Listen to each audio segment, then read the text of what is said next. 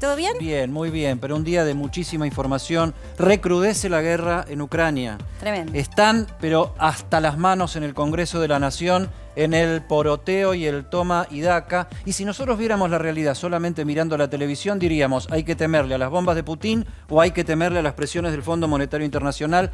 Vamos a hablar de inseguridad también en este programa de hoy, Marcé. Sí, vamos a estar hablando con un intendente de 3 de febrero. Valenzuela viene a charlar con nosotros también de cómo es la gestión hoy en una intendencia, en un municipio cuyo color político se diferencia del color político que gobierna en la provincia. Y de la mano de eso, hablando también de la administración de la seguridad, después del reportaje que hicimos ayer, en donde Aníbal Fernández dice, bueno, no estoy enemistado con Bernie, pero las diferencias quedaron zanjadas sobre la mesa. Y después del choque de ayer de Sergio Berni con el intendente de San Nicolás por el tema de los patrulleros y la puesta en valor de lo que se supone que Berni le dijo en un acto donde había sido invitado oficialmente por el gobernador Kicillof, donde le dijo, bueno, pero yo te di la plata y vos no arreglás los patrulleros. Bueno, se empiezan a revolear los números y las responsabilidades, claro, porque estamos al fragor de unas nuevas encuestas en donde una vez más la seguridad empieza a ser un tema que inquieta a la gente y por supuesto en la construcción de un relato político cuyo mérito está puesto en quién va a ser el elegido para 2023, quiénes van a ser los referentes de esa elección. En el mientras tanto, ¿a dónde se cocina ese poder político también? En el Congreso. En un ratito nada más, Ro Gallardi te va a contar cómo está ese poroteo, esa administración de Sergio Massa, que además, esperá, porque te voy a mostrar en un rato con Eddie, la tapa de Eddie de Para que sepas, tiene que ver con la figura de Sergio Massa. Y no digo más nada porque no tiene desperdicio esa imagen. Una imagen que vale más que 1000 palabras. Y terminamos de convencernos de que la tapa era esta que dice Marcela, viéndola a Rosario Gallardi, por lo menos desde que yo me la encontré hoy a la tarde en la mesa de producción. No da más, con el teléfono recibiendo mensajes de un lado, del otro, el que va de una reunión y espera al otro y el que va y viene y lleva una propuesta. Así estuvo todo el día de hoy la política argentina concentrada en el Congreso de la Nación a la espera de que mañana sea el tratamiento del proyecto de acuerdo con el Fondo Monetario. Esperemos que sea mañana, así se empieza a agilizar esa agenda que por supuesto es la agenda local. Una agenda local que cuando uno lo revisa, por momentos empezás a mirar, bueno, ¿cómo está Argentina con respecto al mundo? ¿Y cómo está el mundo? ¿Está tan bien el mundo? Cuando nos hablan del primer mundo, ¿están también? Bueno, por supuesto, lo que hoy sucede como epicentro en Ucrania, con la puja y la guerra con Rusia, te muestra también las diferencias que hay en el mundo. Y también los nervios que genera esta situación. Esta avanzada de Putin genera nervios hasta en alguien que era hoy uno de los referentes a nivel mundial. Estoy hablando del presidente de Estados Unidos. Parecía que no le temblaba el pulso. Sin embargo, en las últimas horas, Eddie, se lo vio nervioso, se lo percibe hasta con un estado confusional que nos hace acordar a algunas cosas que hemos vivido en Argentina. ¿Del arruizado? Es la pregunta. Creer o reventar. Es dramático lo que está ocurriendo en el mundo, es dramático lo que está ocurriendo en Ucrania con la guerra.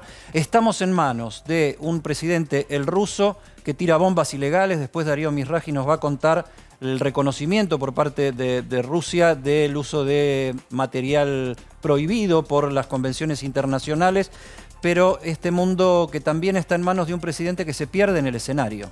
Se pierde y se pierde de esta manera. Míralo, míralo con tus propios ojos.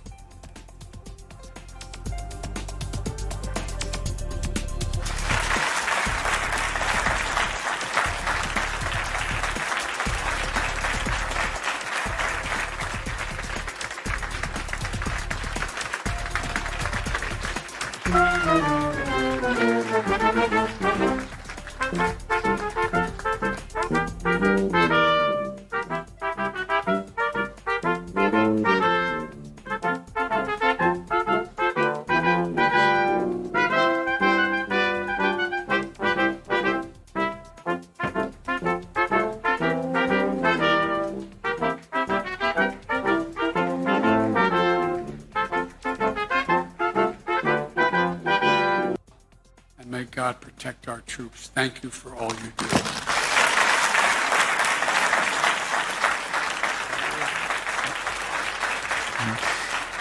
Aquí los que un más homenaje. o menos transitamos algunas cosas vistas en televisión, decimos, esto ya lo vimos. Lo que puede ser visto como algo gracioso, que a todo el mundo le puede pasar, cuando sucede con un presidente de la nación, puede traer consecuencias. Lamentablemente, está todo tan pensado, ustedes lo ven en pantalla, mirá, son muchos los asesores que acompañan a un presidente para evitar ponerlo o exponerlo en público al ridículo. Cuando ni siquiera los gestos de los asistentes son percibidos por el propio presidente de los Estados Unidos, uno se pregunta si en realidad este señor no está sobrepasado. No estaba Marcelo Tinelli, no estaba el oso Arturo, pero Joe Biden se perdió en el escenario y esta es la gran pregunta y podemos habilitarlo a Darío Mizrahi. ¿Pesa en la política internacional que un presidente de los Estados Unidos en medio de una guerra donde la OTAN es un protagonista principal se muestre, no sé, perdido?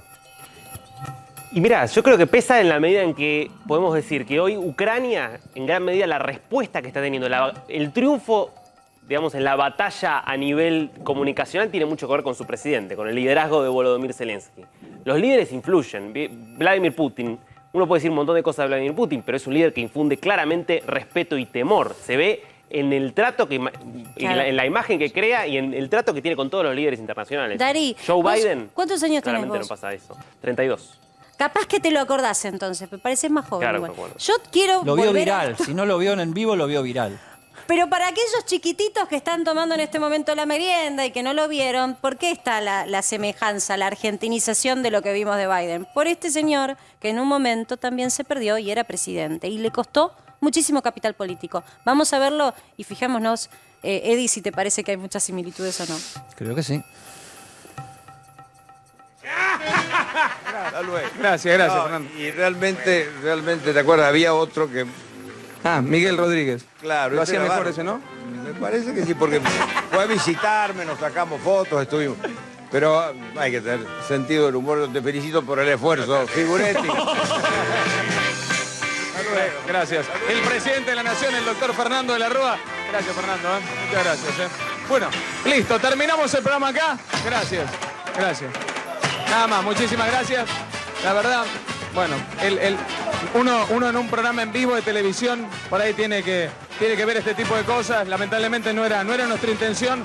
Que bueno, gente que estuviera protestando, y lo entiendo al chico, la bronca que puede tener o lo que le puede estar pasando por el tema de los presos, si salen o no los presos de Tablada, pero entendía que no era este el lugar y el momento, pero está bien. En la democracia se respetan un montón de cosas, más allá de que... El mundo y la Argentina y este homenaje de Joe Biden a esto que nos traía a la memoria esta escena que significó tanto para nosotros. Aparte, Muchas perdón, personas me escriben y me dicen, perdón, digo, no somos nosotros que tenemos maldad. Muchas personas me escriben y me dicen, lo vi automáticamente pensé en De la Rúa. Pero la gran pregunta, más allá de que, digo, humanamente todos nos podemos equivocar y todos podemos estar cansados. El problema es cuando vos tenés 25 asesores que te hacen señas y vos no los ves y que se supone que te tienen que cuidar y vos sos el referente de una de las naciones líderes a nivel mundial, estás en medio de una guerra y te mostrás de esta manera. En su momento, en ese programa de televisión, perdió capital político De la Rúa. No solo perdió eso, seriedad. muchas veces De la Rúa dijo que parte de su gobierno cayó por esto y que él muchas veces hasta le echó la culpa a Tinelli de que había sido casi una cuestión media... Parte de una maniobra de desestabilización, Exactamente. dijo. Bueno, él había la pregunta participado, es, ¿no? ¿por qué cuando nosotros vimos lo de la Rúa en el programa de Tinelli, a todos nos pareció que efectivamente a nadie le cabía duda de que era la sensación de un hombre que estaba desorientado y perdido? Porque claramente era lo que se veía en su gobierno.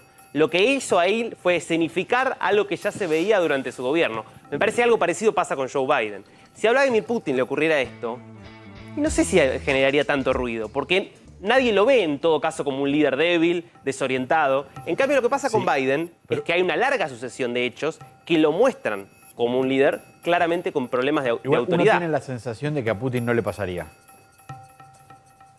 Nunca le pasaría algo así a Putin. Hay una cuestión de carácter también, ¿no? Puede ser. A mí, yo me quedo con esto, Eddie, que nos está trayendo Mira, acá Darío. tenemos... Estas son las similitudes. Y Dari lo que dice, ojo, porque viene desacertando hace rato Biden. Hace Y menos la de Rúa 2 le pasó meses. lo mismo, ¿eh? Hace menos de 2 meses, en una conferencia de prensa, cuando empezaba, todavía no había sido la invasión, pero estaba ya muy caliente el tema Rusia y Ucrania, le dejan el micrófono, él tiene el micrófono abierto e insulta a un periodista que le hace una pregunta, como diciendo, qué estúpido este periodista lo que me está preguntando, qué bobo. Cuando era, a ver, muy probable que tuviera todavía el Dani, micrófono y otro abierto por la error, situación y se lo vio cuando muy se claramente. confundió Irak con Ucrania, ¿no? Porque acá nos reímos y nos divertimos cuando Mario Ishi confundió Ucrania con Croacia. Biden, semanas antes, había confundido la guerra de Mario Irak. Ishi no tiene botón, tiene poncho rojo, Claro, pero no sí. tiene Pero no botón. tiene botón. rojo. Es un presidente Biden que da muy pocas entrevistas, que da muy pocas conferencias de prensa y claramente tiene que ver con que sus asesores no confían en cómo pueda desenvolverse teniendo que actuar con espontaneidad. En general es leer un discurso y no salirse del libreto porque tiene problemas. A ver, tiene 79 años, esto es un dato de la eso realidad. siempre se puso como un objeto de cuestionamiento. ¿Hasta cuándo un mandatario puede, por lo que significa el esfuerzo, y con todo el respeto lo digo, de una gestión tan ardua como ser ni más ni menos que presidente de Estados Unidos, hasta qué edad puede uno rendir para determinados lugares? Siempre se objetó el tema de la edad. ¿Vos pensás que esto que está sucediendo puede ser también cansancio producto de su situación Y no es de el salud? Biden que se veía hace 10 años. Biden hace 10 años uno podía, digamos, tenía características discutibles o no, pero no se veía una persona, digamos, que Tampoco de es el repente le Biden de la cuesta campaña, hablar, que de Dari, ¿eh? repente se iba. ¿Cómo? Digo, tampoco es el Yo Biden te de la diría campaña. que ya en la campaña se veía un Y, poco. y déjenme que diga algo, porque como los que editamos el programa somos nosotros, puede parecer que, decir, bueno, ustedes quieren que se parezca, ustedes quieren jugar con la realidad de tal manera.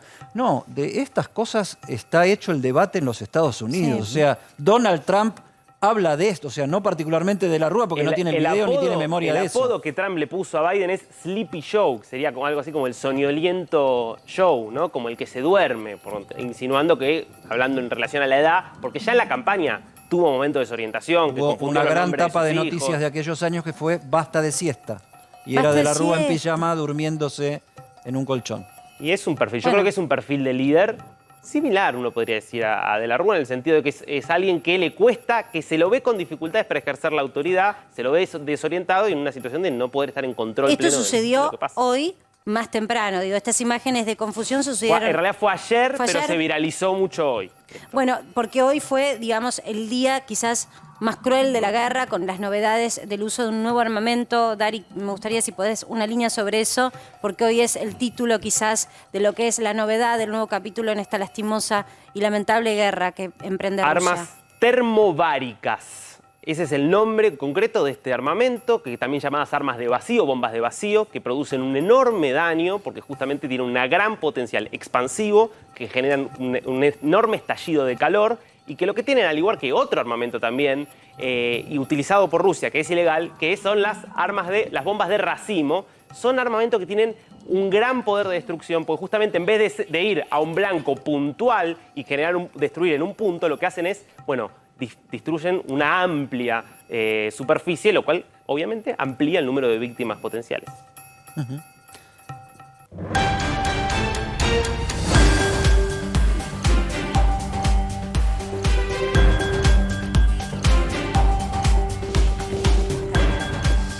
Y sigue el camino de este plenario, de esta recta política, en donde la discusión todos apunta a que sea una discusión que termine mañana, Ro, en alguna concreción. ¿En qué situación Arde está? ese teléfono. Terminó, Arde. acaba- No puedo dejar de mirarla a Rosario Ayerdi con ese teléfono que le quema en la mano. Acaba de terminar la reunión que estaba encabezada por Sergio Massa, por Germán Martínez y los diputados de la oposición, Mario Negri, Cristian Ritondo, entre ellos, para ver si finalmente va a haber acuerdo. Lo que me dicen es que mañana se podría sesionar.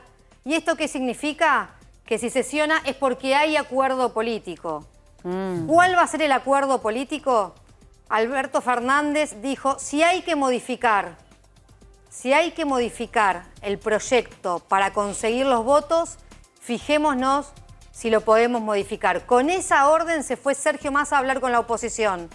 Acaba de terminar la reunión y ahora resta saber qué es lo que va a hacer Juntos por el Cambio, porque mañana habría sesión y podría acompañar Juntos por el Cambio si se modifica finalmente el proyecto que ingresó, que recordemos que ya ingresó modificado porque un borrador hablaba de solamente un artículo y se pusieron dos para que la oposición acompañe. Ayer a la noche tiraste esa pista, Ro. Nos despedíamos y el programa decías, todos apuntan a un cambio, al famoso artículo 2. ¿De qué se trataba esa negociación? La ¿De qué se negociación trata? tiene que ver con que Juntos por el Cambio no quiere avalar el programa económico de Martín Guzmán.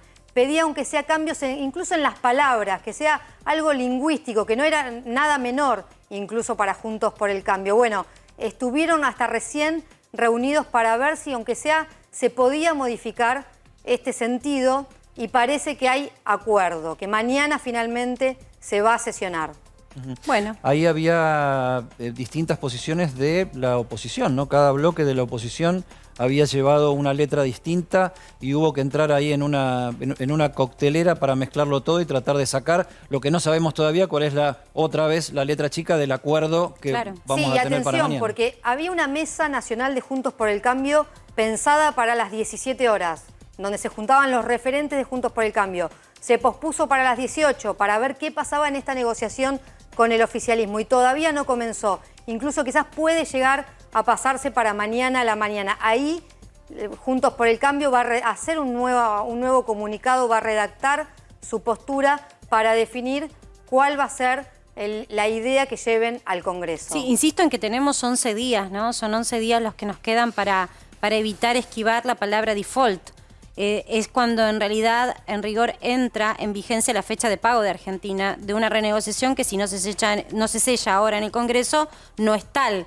Entonces hay que pagar, por eso también el apremio. Y también me parece relevante, Rod, esto que estás mencionando, que si bien puede ser que esto salga sin ese programa económico avalado por la oposición, de todas maneras, en algún momento habrá que discutir el presupuesto. Se presupone que este ajuste o esta intención de recorte del gasto público, o por lo menos apuntalar el déficit fiscal, va a tener que estar en un nuevo presupuesto, no en el que ya se presentó en septiembre del año pasado.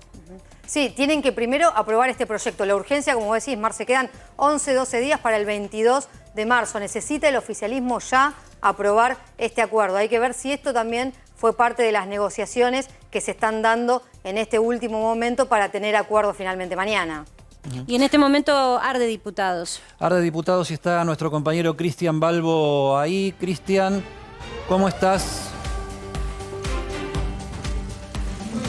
Buenas tardes, Eddie, Marcela, colegas. Bueno, recién Rosario daba detalles de lo que está pasando en el Palacio Legislativo, toda la rosca, ¿no? A partir de los encuentros que se vienen dando desde el mediodía, primero entre Sergio Massa y el presidente de la Nación, eso en Casa de Gobierno, pero después cuando el presidente de la Cámara de Diputados regresó aquí al Congreso de la Nación, mantuvo varias reuniones, la última que acaban de mencionar ustedes con legisladores de la oposición, presidida también por Mario Negri, que fue el que ofreció su despacho, también Germán Martínez, quien reemplazó a Máximo Kirchner como presidente del bloque del Frente de Todos. Pero aquí en el anexo, el edificio de enfrente al Palacio Legislativo, en lo que es la sala 2, se lleva adelante el plenario de las comisiones de Presupuesto y Hacienda y Finanzas. Vamos a pedirle al camarógrafo que gire la cámara, vamos a ingresar juntos, porque llevan más de 5 horas de exposiciones.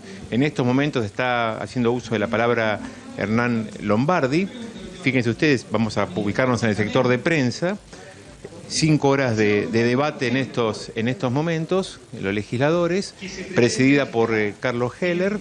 Vemos a los legisladores de la oposición, que lo vemos a Diego Santilli, a Rogelio Frigerio, recién hizo uso de la palabra Romina del Pla, lo vemos a Nicolás del Caño, y en principio lo que presumimos es que estas exposiciones van a durar aproximadamente hasta las 20:30. Es probable que se firme el dictamen y que en la jornada de mañana se trate en el recinto de la Cámara de Diputados el acuerdo con el Fondo Monetario Internacional. Esto es lo que se presume, al menos en base a lo que pudimos dialogar con varios de los legisladores que están presentes. Observen que son muchos, esa sala completa aquí en el anexo del Congreso. Cada uno haciendo uso de la palabra. Primero hubo un orden, Marcela, y ahora se rompió ese orden y están hablando prácticamente todos. No sé si me escuchás, pero digo, vos que has hecho tantas coberturas, digo, no es muy habitual ver que después de tanto debate, de tantas horas de escuchar, haya también tanta convocatoria. En general, dan el presente y después de un rato se retiran, se van cansando, cuando se discute sobre todo en estas comisiones de presupuesto de Hacienda y Finanzas. Sí, de todos modos, interesante ver que estén todos. Yo creo que tenemos que, como periodistas, como editores, tenemos que marcar un doble escenario, ¿no? O sea, acá hay dos realidades paralelas, porque una es la de la formalidad del debate parlamentario en la comisión, y la otra es lo que ocurre en los despachos de los jefes del bloque con el presidente de la Cámara de Diputados, donde se está discutiendo la verdad de la milanesa, Claro. digamos, donde se está viendo qué se acuerda, qué no se acuerda, el punto 1, el punto 2, mientras los pasillos otros arden, siguen Eddie. discutiendo. Mientras los otros siguen discutiendo en la comisión, un poco en la actuación de la democracia parlamentaria, ¿no? Yo creo que es acertadísima la tapa de PQS de hoy. No es que te la venda solo porque la hizo mi querido Eddie, que es un genio editando, sino porque de verdad, en rigor, es una imagen que te vamos a mostrar que grafica lo que acaba de decir Eddie. Lo que sucede fuera de esa gran mesa donde ves a todos los diputados prestando atención. Y ahí la tenemos acá a la espalda, la tapa de PQS de hoy. PQS, para que sepas, por supuesto. Tenemos una gráfica, una estética un poco tomada de la revista Time y un poco una mezcla también que uno la lleva en la sangre de la revista Noticias. Ahí está Sergio Massa como el malabarista, el chino de los platitos, ¿no? Siendo que todos los platitos estén ordenados y estén en equilibrio Tiene cara de malabarista. a la vez. Cada uno de esos platitos es un sector político, acuerdo con el FMI, Massa el equilibrista. Y pongamos, por favor, Cari, la placa que acompaña esta tapa que ahora vamos a volver a mostrar. Porque Sergio Massa, ¿qué es lo que está haciendo? Y ahora lo vamos a completar con la información de Ro. Sergio Massa, equilibrio a prueba de nervios, declaró hace pocas horas en el diario El Cronista: respeto todas las... Esto parece una formalidad, pero esto es lo que define el momento de equilibrio que está viviendo Sergio Massa. Respeto todas las opiniones, pero que tengo que trabajar para darle esta herramienta al presidente, o sea, el acuerdo. En el medio de todos está Sergio Massa, el gobierno, el FMI, el establishment económico, la CGT y los movimientos sociales, los opositores, sus distintos sectores, los independientes y los díscolos del propio Frente de Todos. ¿Me puedo Ahí quedar en el con medio esta está Massa última? rosqueando con todos. Quiero preguntarte por esta última, Eddie. Porque decís en el medio de todos y yo me imagino que cada uno de ese todos es un platito. Entonces, con el gobierno está logrando un equilibrio. Dentro de todo, por lo menos los El sectores diálogo que parece estaban en contra, aceitado y permanente con el presidente, eso sí. y sobre todo los que estaban muy en contra, que, digamos, en este caso, en el Frente de Coalición Gobernante, era la Cámpora, que se mostraba totalmente ajeno a esta negociación, puso esos videos en redes sociales que te los mostramos la semana pasada y ahí quedó. No salió un nuevo referente a criticar, con lo cual ese platito está en equilibrio. Ese platito está en equilibrio y recordemos algo que ocurrió ayer en el programa. Aníbal Fernández dijo: me ofrecí a Sergio Massa para que me tenga en cuenta para dialogar con los compañeros del kirchnerismo que no quieren votar. Estuvo reunido Sergio Massa con Guado de Pedro de vuelta de España. Estuvo reunido Sergio Massa y también Germán Martínez con el Chivo Rossi, el que es el referente político histórico del actual presidente del bloque de diputados del Frente de Todos. O sea que está Massa en el centro de ese dispositivo de tratar de convencer a todos y hacer la cuenta fina de que si hay algunos que se abstienen o votan en contra, ¿Cómo lo compensás? no conspiren contra el voto final. A ver, el platito del Fondo Monetario lo logró, digamos. Hay que decir que Massa, junto con otros economistas y también Guzmán, viajaban constantemente. O sea que más o menos allí ese platito está. El establishment, los empresarios, hubo todo un gesto. Hay que decir que la señal de apoyo de todas las cámaras empresarias dan cuenta de que el platito ese se sostiene en equilibrio. Después vamos a ver si van a acatar cada una de las cosas que les van a pedir. Por ejemplo, que paguen más impuestos o que paguen en rigor lo que algunos fueron a la justicia a Y ponerse en algo contra. que vos Dejame un ratito sabés, esta. Marce, que ese Volvé para atrás una plaquita. establishment económico tiene influencia en el bloque de Juntos por el Cambio, sobre todo a través del PRO, ¿no? Absolutamente, por eso te digo, hasta ahí más o menos en equilibrio. Me pregunto por la CGT.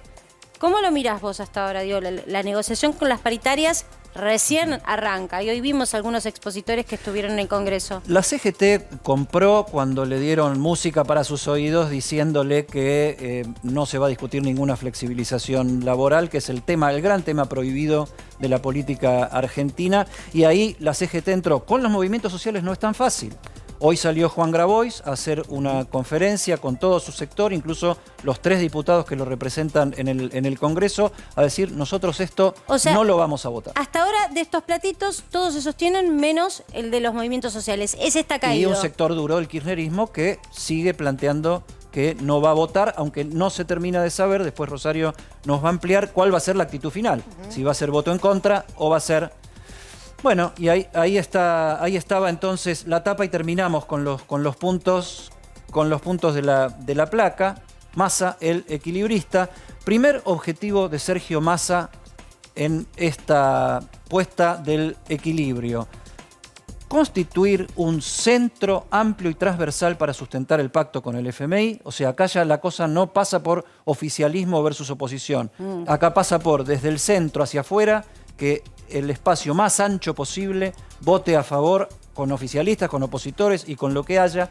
Segundo objetivo, cumplir los 50 años, cosa que va a ocurrir el 28 del mes que viene, como referente institucional de la moderación y el diálogo.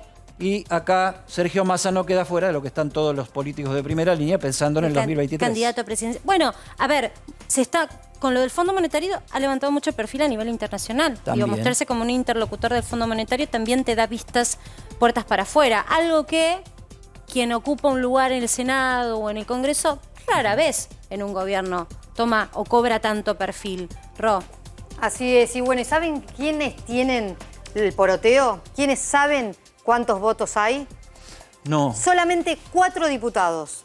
Upa. Hay 4 diputados que manejan una hoja de cálculo que se actualiza minuto a minuto. Estos 4 diputados armaron un grupo de WhatsApp. ¿Un Excel? Un Excel. Mirá, en donde está... No, me muero. Sí, atraviesa la grieta el Excel. Sí, el Excel se maneja y se actualiza a través de este grupo de WhatsApp. Para verlo. Pero es un Excel que diputado por diputado, vota a favor, vota en contra. Diputado, abstinencia, en contra o a favor. Ah, mira. Están contando los votos. ¿Esto es real? ¿Se llama poroteo el grupo? Le pusimos nosotros, le pusimos Yo me lo nosotros imagino que sí. el nombre poroteo. ¿Quién es el administrador del grupo? Sergio Massa. Él no es él personalmente, el equilibrista. Sí. No es el que está contando los votos, sino los que están contando los votos son los otros 3 integrantes y él va mirando cómo está actualizada minuto a minuto esa planilla de Excel. ¿Quiénes son? Cecilia Moró, diputada que entró por el Frente Renovador, muy cercana después a Máximo Kirchner, está en conversaciones internas con el kirchnerismo y también con la oposición, sobre todo con el radicalismo. Germán Martínez, el presidente del bloque. Cecilia es la vice del bloque, ¿no? Sí. La segunda de Germán Martínez. Y era la segunda de Máximo Kirchner. Germán Martínez, presidente del bloque, está tratando de acomodar toda la interna, no tanto con la oposición, sino también toda la interna. Esto que estás marcando, esto es alta data. Para este programa es alta data. Discúlpenme, lo edito en vivo. Esto es alta data que tiene Rosario Ayerdi. Te dije que quemaba ese teléfono, Rosario Ayerdi, está adentro del teléfono. Miren ese tercer nombre, porque acá me parece que habla de lo que puede llegar a ser la cámpora o no. El cuarto, en realidad, del grupo. Ahí movemos la pantalla con el dedito. Paula Penaca, que está en línea. Mirá. Paula Penaca, ¿quién es? Es una legisladora de la Ciudad de Buenos Aires de la Cámpora. ¿Qué significa esto? Está la Cámpora, está el kirchnerismo en plena negociación. Paula Penaca también está, por ejemplo, en diálogo con la coalición cívica. O sea, está tratando de ver si hay votos o no hay votos. Me parece que esto da una pauta de que el kirchnerismo no va a hacer que el gobierno entre en default por la deuda y que está también viendo cuántos votos tiene que aportar, si no tiene que aportar o tiene que aportar votos. Déjame que te haga una pregunta, Ro. ¿Cuánto influye en el sector kirchnerista puro la posición que fue adoptando Guado de Pedro, diferente a la de Máximo Kirchner? Me parece que le hablan a distintos, o sea, dentro de lo que es el peronismo, le hablan a distintos sectores, ¿no? Un Guado de Pedro que empezó a ser moderado frente al endurecimiento de Máximo Kirchner, que le está hablando a otro sector, le está hablando al establishment, que antes, además, el kirchnerismo no le hablaba. Nosotros recordamos que en la gestión de Scioli, cuando iba a Expo Agro, era un traidor, Scioli. Bueno, ahora la Cámpora le empieza a hablar a un sector que antes no le quería hablar, pero no está metido Guado de Pedro, incluso no estuvo metido en lo que fue la llegada de los gobernadores al Congreso, que sí fue Juan Mansur. Ahora, hay otros dirigentes como que son menos conocidos, y que eso es lo que nos decían hace semanas. No es lo mismo que Máximo Kirchner tenga que votar a favor de este proyecto a que lo voten otros legisladores que quizás del kirchnerismo de la Cámpora no son tan reconocidos. Bueno, Paula Penaca está en medio de las negociaciones. Es una de los 4 diputados, solamente 4 diputados están en ese grupo y tienen la planilla real. Porque nosotros hablamos con Casa Rosada y te dicen números. Ahora, no tienen nada que ver con el poroteo que tienen estas 4 personas, que es lo más cercano a lo que va a pasar mañana en la sesión si finalmente se sesiona. Grandísima Finalmente, información. la información a este momento es que se sesiona mañana. Ellos creen que sí. Hay reunión en un rato nada más, nocturna seguramente, de la mesa de Juntos por el Cambio, que es la que va a terminar de definir la postura. ¿Sabes por qué te preguntaba de Guado de Pedro en particular y su influencia en el bloque? Hace un rato estuve con, a ver, ¿cómo definirlos? Altos referentes de la estrategia electoral de la oposición, de Juntos por el Cambio, y lo están midiendo a Guado de Pedro como presidenciable del otro bando. Tal vez con más chances que el propio Alberto Fernández de terminar siendo el candidato del oficialismo mira, el año Eddie, que viene. Pensémoslo juntos. Si la propuesta política fuese un recambio generacional y del lado Juntos por el Cambio votan por un recambio generacional, seguramente quienes más van a impulsar esa noción política van a ser los larretistas, digo, para evitar que sea una nueva elección en donde juegue Macri fuerte. Y del otro lado, ¿quién sería el emblema político de la nueva generación política? Cristina no podría ser y Alberto tampoco, porque está terminando o terminaría en ese momento un mandato. Entonces, ¿quién sería? Tendría que ser alguien novedoso, nuevo. ¿Es Massa o es Guado de Pedro? Bueno, es cierto que Guado de Pedro empezó a subir el perfil. También es cierto que hay que ver hasta dónde Guado de Pedro, si sube el perfil, si se muestra distinto, puede sacar más votos que Cristina. Porque Guado es Cristina. Entonces, más allá de lo que pueda trabajar en estos 2 años, de levantar el perfil, de mostrarse equilibrista y demás, sí, cuando uno vaya a la elección va a ser Cristina Kirchner. O sea, Axel Kicillof era Cristina Kirchner. Bueno, pero tiene sacar el una apoyo. impronta más dialoguista, me parece igual, ¿no? Este punto que dice Dari, el tema de ser dialoguistas. Cristina se ha cerrado, por ejemplo, a sacarse fotos con el establishment o con empresarios. Hay que ver qué posición adopta Guado de Pedro en ese lugar, ¿Y ¿no? cómo logra nuestro equilibrista de etapa, Sergio Massa, capitalizar en un sentido positivo y amplio políticamente este papel de hombre que está en el medio y es el componedor y es el que está poniéndose en el medio de, la verdad, una movida que tiene que ver con unificar a todas las fuerzas políticas o las más posibles en un acuerdo trascendente como es con el Fondo Monetario Voy a Internacional? sumar una cosita nada más para Dari.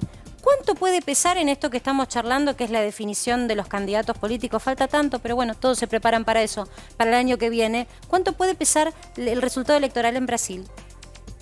Bueno, el resultado electoral en Brasil yo te diría está cantado el resultado electoral en Brasil, que va a ganar Lula. Es algo regreso realmente de Lula, tendría ¿no que ser envalentona el realmente fervor de un cristinismo? una cosa muy extraña para que no gane. Ahora, ¿eso influye en la dinámica local? ¿De qué manera influye? Te diría una cosa.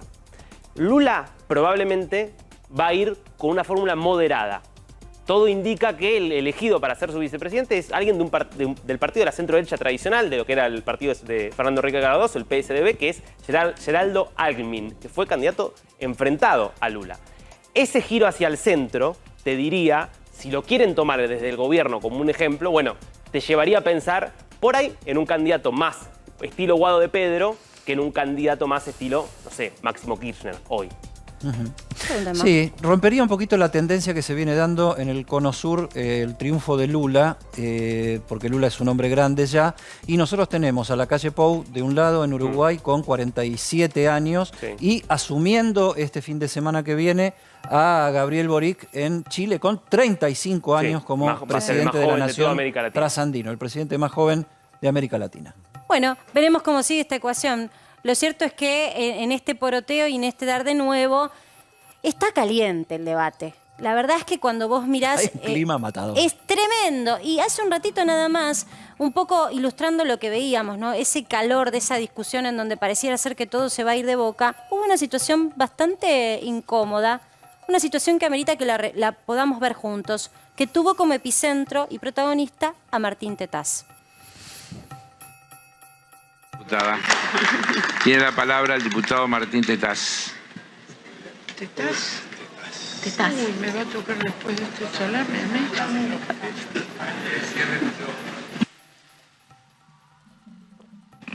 Ahora sí. Muchísimas gracias, diputada. Tiene la palabra el diputado Martín Tetaz. ¿Tetaz? Tetaz. Uy, me va a tocar después de este salame a mí. Ahora, nosotros mezclamos No, pero- a Biden con De la Rúa Susana. y nos pueden acusar de cualquier cosa. Pero acá Heller le da la palabra a Martín Tetaz y una diputada en off dice, Tetaz, Susana después de este Landricini. salame me va a tocar a mí. Susana Susana. Landricini es el nombre de la diputada del Frente de Todos que hace ese comentario. Susana, Sí. te digo una cosa, cuando tenés el micrófono abierto pueden pasar estas cosas, Susana, se te escapó. Preguntale a Guzmán con el Sarasa, ¿no? También en una Totalmente, en una reunión. Tetaz siguió igual, Sí. le puso el cuerpo a la situación, hizo Por ahí su no lo escuchó, exposición. por ahí no lo escuchó, si no le contestaba. Hoy me fue parece. viral esta situación. Sí, Tetaz es de Igual le contestar. hizo un favor a Tetaz, ¿no? Ahora estamos hablando todo de Tetaz gracias a la diputada. Y le gusta Sí, Tetaz y el estas show, le cosas- gusta, ¿no? va a estas aparecer- cosas- va a aparecer con una remera de salame, ¿no? Sí, Va a- Eso iba a sí, decir, sí. que estas O cosas gracias a las trayendo redes salamín sociales directamente. se acuerdan de Parrilli Pelotudo, con perdón, Claro. Parrilli Pelotudo. Acá está y la acá está señora la que diputada. dice que Tetaz Y esto es va a un quedar salame. Martín Tetaz salame, ¿no? Le va a regalar 100 gramos de salame en la Seguro. próxima sesión. Bueno, todo así. La verdad es que se pelean, incluso vos fíjate, ¿no? Lo que están también los diputados. Se pelean por ver el orden, a quién le toca, si el que está antes tiene prestigio, si es larguero o no. Todo eso siempre pasa en la cocina y el fervor de un Mientras la debate. rosca pasa por otras oficinas. Esa es la Totalmente. verdad de la milanesa. Bueno, ya tenemos a nuestro invitado, así que nos desplazamos de la mano. Eddie, ¿vamos juntos? Vamos, sí, por para favor. allá, por favor. Te tomo yo Vamos, del brazo. vamos juntos del brazo porque tenemos ya al Mirá quién intendente vino, de mirá 3 de quién febrero. vino. Es mi intendente, ¿sabías? Claro, Diego, vos sos de ¿Cómo Palomar. andan? Gracias Y sí, por 3 de invitarme. febrero. Diego, Muy bien. ¿todo bien? Bien, trabajando mucho. ¿Cómo te pega a vos que sos pro todo este cruce de internas que se están dando? Ayer los bloques de Juntos por el Cambio le presentaron a Sergio Massa 3 propuestas distintas, como buscando corregir el proyecto, ¿no? El tema del Fondo Monetario. Sí. Yo creo que la posición de Juntos es coherente y más allá de algunos matices que pueden existir, apunta por un lado al que país no caiga en default, nadie quiere un default, y es paradójico que Juntos no quiera el default y Máximo Kirchner y la Cámpora estén en esta situación inentendible para mí. Es increíble que alguien con la experiencia política de Máximo, hijo de 2 presidentes, no vea, no visualice que su actitud conspira contra la legitimidad del presidente de la República. Que cuando vos estás en un espacio político que es plural y que es una coalición, si se decide ir para un lado, o acompañás o te vas. No podés estar en una situación intermedia. Realmente es de gravedad institucional esta actitud. Vos sos un ¿Qué va a hacer intendente- Juntos? Va a preservar al país de que no caiga en default, porque creo que eso es un objetivo de todos, y por otro lado va a haber una mirada crítica de lo que es el programa económico. ¿Cómo se baja el déficit fiscal? ¿Con más impuestos? Si ese es el camino del gobierno, Juntos va a decir que no. Vos sos un intendente que se caracteriza por caminar el territorio que gobernás y por hablar con todos, con los opositores también, incluso Sí, en el señor. Consejo Deliberante tenés que conversar. ¿Cómo sentís que pega en el frente de todos de tu localidad, en 3 de febrero, esta situación de Máximo Kirchner en el bloque nacional del Frente de Todos? Y bueno, para algunos es inentendible. De hecho, les cuento algo. En 3 de febrero hay internas en el PJ ahora, como hay en todos los PJ de los municipios de la provincia de Buenos Aires, y hay 3 listas. 3 listas. Creo que es el único distrito que tiene 3 listas, disputando la presidencia de lo que es el Partido Justicialista de 3 de febrero. Una lista de la Cámpora y 2 de Curto. Claramente El ex intendente que venía de la UOM. estas discrepancias, estas contradicciones, esta falta de un rumbo claro, baja hasta a los distritos en una interna como esta que parecen inentendibles. Pero bueno, no quiero opinar porque no es mi partido político. Yo te quiero preguntar sobre, hablando de la política y ya pensando en el calendario electoral que falta, pero se empieza a cocinar siempre un año antes.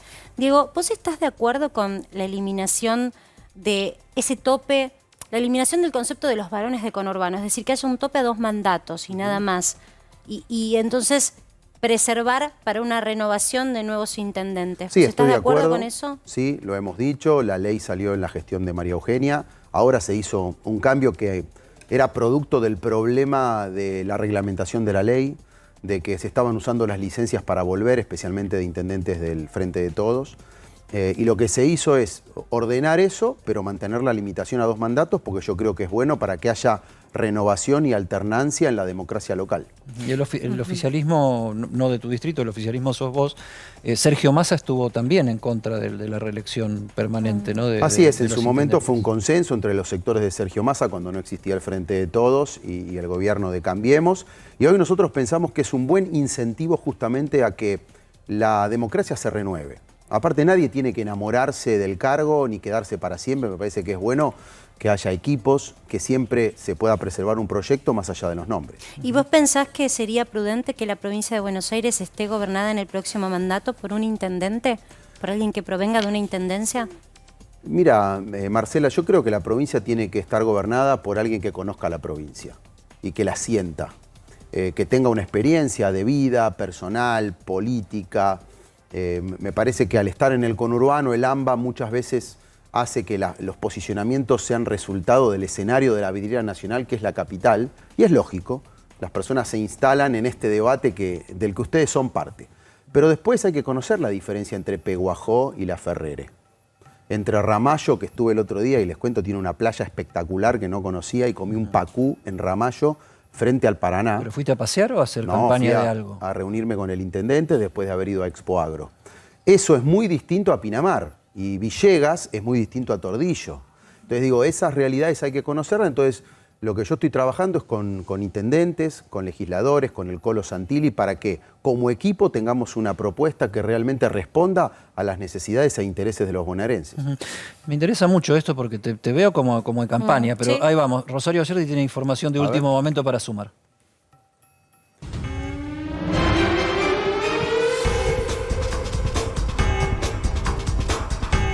Y el acuerdo, lo adelantábamos hace unos minutos, el acuerdo estaría cerrado. Sergio Massa en este momento se está dirigiendo hacia la Casa Rosada. A ver a quién, obviamente, al presidente Alberto Fernández. Le va a comunicar el acuerdo con el que llegó a la oposición. En estos momentos, el presidente de la Cámara de Diputados está saliendo para la Casa Rosada. Estuvo reunido hoy con el presidente. El presidente acordó con Sergio Massa hacer modificaciones. Lo que están viendo es que sería un solo artículo finalmente el que quede en el proyecto. Este es el acuerdo con la oposición. Esto es lo que aceptaría la oposición, que en un rato se va a reunir. Y esto es lo que habló Massa con los jefes de bloque. En este momento, entonces, el presidente de la Cámara de Diputados se lo va a comunicar a Alberto Fernández. Bueno, estamos allí trabajando, por supuesto, esperando a ver ese ingreso y esa reunión, enseguida desplazando nuestros equipos de trabajo. Gracias, Ro. Con el teléfono rojo de Rosario, que es blanco, pero está rojo. Pero está que quema. ¿Qué te parece esto? Es urgente, pasó acá con vos. Sí, hoy justamente hablaba con el Colo Santilli de esto y creo que es lo que hablaban ustedes antes, la simplificación del proyecto para que la oposición acompañe un financiamiento en el marco del acuerdo con el fondo, pero no los contenidos de un programa económico que no conocemos y al que no adherimos. ¿Qué pensás hacer vos en 2023 que quedó No lo picando sé. eso? Porque No se lo te sé, escucha pero- como, más allá digo, del municipio, se te escucha con un perfil más mirando y recorriendo la provincia. Muy bonaerense, nos Muy. mencionó varios distritos del interior Sí. de la provincia como conociéndolos. ¿Te estás candidateando? Estoy trabajando para ser parte del equipo que recupere y gobierne la provincia en el 23, cuidando a 3 de febrero, que es mi prioridad. No sé qué voy a hacer en lo personal, porque me parece que no es momento de candidaturas. Hoy tenemos que resolver estos dilemas del corto plazo, qué hacer con el fondo, volver a crear laburo, salir de los planes e ir al trabajo, resolver la inflación, la inseguridad. Hoy es eso, pero claramente hay una responsabilidad que es la construcción política. Y nosotros en el marco de un proyecto presidencial de devolver al gobierno nacional, con liderazgos como el de Horacio Rodríguez Larreta, entre otros. Tenés a Jorge Macri también ahí, ¿no? Pujando por ser esta vez el gobernador de la provincia. Bueno, Jorge Macri es un dirigente importante que hoy es ministro de la ciudad. También hay otros intendentes importantes, hay legisladores, hay diputados. Hoy creo que lo que hay que armar es un equipo con una mirada, porque tampoco solo la lucha por el poder. Esto a mí, la verdad, me incomoda. Es solamente a los codazos para ver quién se pone en cada cargo. Y me parece que lo Y importante vos en la siempre fuiste provincia... más de los partidarios de hagamos un programa y vayamos más o menos atrás El de para eso. qué de la provincia de Buenos Aires hay que discutirlo. Tiene que ver con las regiones, con el laburo, con la seguridad, con que no se puede gobernar todo desde La Plata, es imposible. No digo que hay que dividirla, pero sí regionalizarla, tener las autonomías municipales, debatir los temas de fondo. Yo, por ejemplo, mañana voy a conocer la planta de Toyota en Zárate, perdón dar una marca, pero porque quiero aprender. Y fui a Expoagro a ver ese campo que no es tan familiar para los que somos del conurbano. Así que nos tenemos que formar... Que vivimos en el cemento casi completamente. Sí. Diego, con honestidad estás planteando que estás en la rosca política para el 2023 de a poquito. Ahora, si nosotros vemos la agenda hoy, es guerra en Ucrania, casi digo Croacia como Mario Isi, guerra en Ucrania y rosca por el acuerdo con el Fondo Monetario. Está muy caliente la discusión en la provincia por el tema de la seguridad. Sí, señor. Vamos a ver un tape que tenemos preparado y le damos con ese tema que ocupa a todos los bonaerenses, particularmente a los del GBA, ¿no? Ahora estamos sumando nuevos patrulleros, San Nicolás tiene aproximadamente 50, esperamos que nos sigan acompañando para poder renovar toda la flota que se necesita. No, perdón, 43 que están fuera de servicio y una chatarra. Son dos cosas distintas, no están en funcionamiento. En funcionamiento San Nicolás tiene apenas 12 vehículos. Hay más de 12 vehículos, me refiero porque cuento a la policía local, que también le da... Pero no se vamos a renovar lo de la policía local. Me parece que estamos confundiendo las cosas. Hay 50 vehículos apilados uno arriba del otro que no tienen ninguna capacidad de función, que en los últimos 6 años dejaron de estar en servicio. La policía local depende de la provincia de Buenos Aires, depende del ministro y del gobernador, para eso mandamos la plata, y hay más de 50 vehículos que lo pueden ver los 160.000 nicoleños. No es una discusión ideológica, acá tenemos que hablar con responsabilidad. Estamos haciendo ¿Me dejás hablar, por favor? Bueno, pero decir las cosas como tienen que ser. ¿Me dejás hablar? Después yo te escucho y así. Tenemos más de 40 vehículos entre la policía local y la policía bonaerense. Los dos dependen del gobernador y del ministro. La policía local es una policía que formó el gobernador Scioli, que nosotros lo acompañamos desde el primer momento, que nos hacemos cargo del mantenimiento de los patrulleros porque estamos para acompañar y porque nos queremos hacer cargo de la responsabilidad de la seguridad, porque es un problema de los nicoleños.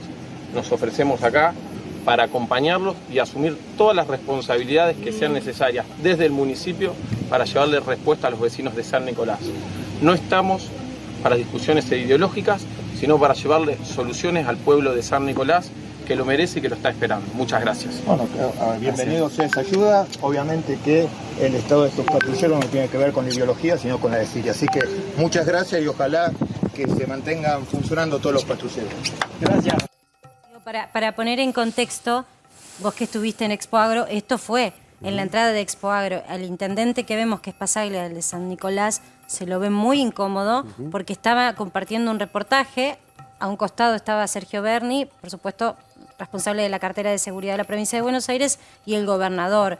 La realidad es que el debate sobre cómo está la situación de la custodia policial en la calle es un debate muy caliente y lo vemos en rigor en este cruce, en donde además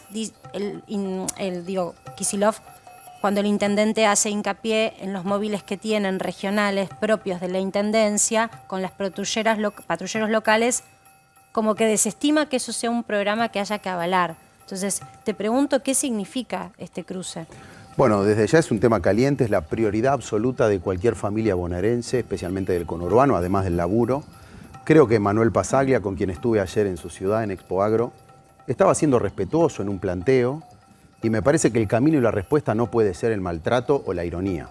Allí estaba el gobernador de la provincia de Buenos Aires, casi sin hablar de este tema. Entonces, el diálogo, la coordinación, el trabajo en equipo tiene que ser el único camino entre un intendente y la provincia de Buenos Aires. La policía bonaerense y la local es toda bonaerense. Los móviles son de provincia. Los intendentes ayudamos. Esto como una factura. ¿Qué es lo que está sucediendo? Falta coordinación, falta diálogo, falta priorización de parte de la provincia de Buenos Aires. Y no es solo el patrullero, Marcela, Edi, es el personal. Faltan recursos, falta decisión política.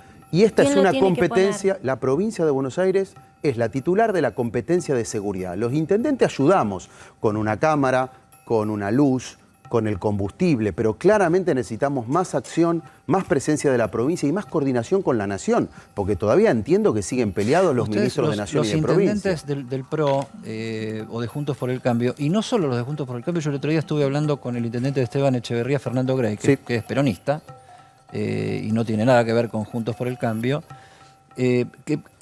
Lo que denuncian es como marchas y contramarchas, incluso como que Bernie niega las políticas que impuso el anterior gobernador peronista, que es Daniel Scioli, en el tema de descentralizar un poco las policías. Ahora se volvió a centralizar todo y las policías locales... Si no les gusta la policía local, que la retiren, pero la competencia de darle seguridad a los bonaerenses es de la provincia de Buenos Aires.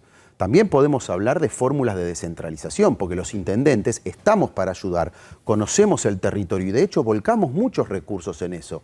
Pero la respuesta a la inseguridad la tiene que dar la provincia de Buenos Aires en una coordinación con la nación en los delitos federales. ¿Vos hablás con Bernie? Sí, de hecho ayer en Expo Agro desayunamos, porque yo me levanté después de la cena de apertura, fui a tomar el desayuno, él estaba ahí y tuvimos una conversación sobre estos temas. ¿El diálogo o el tono de diálogo es este?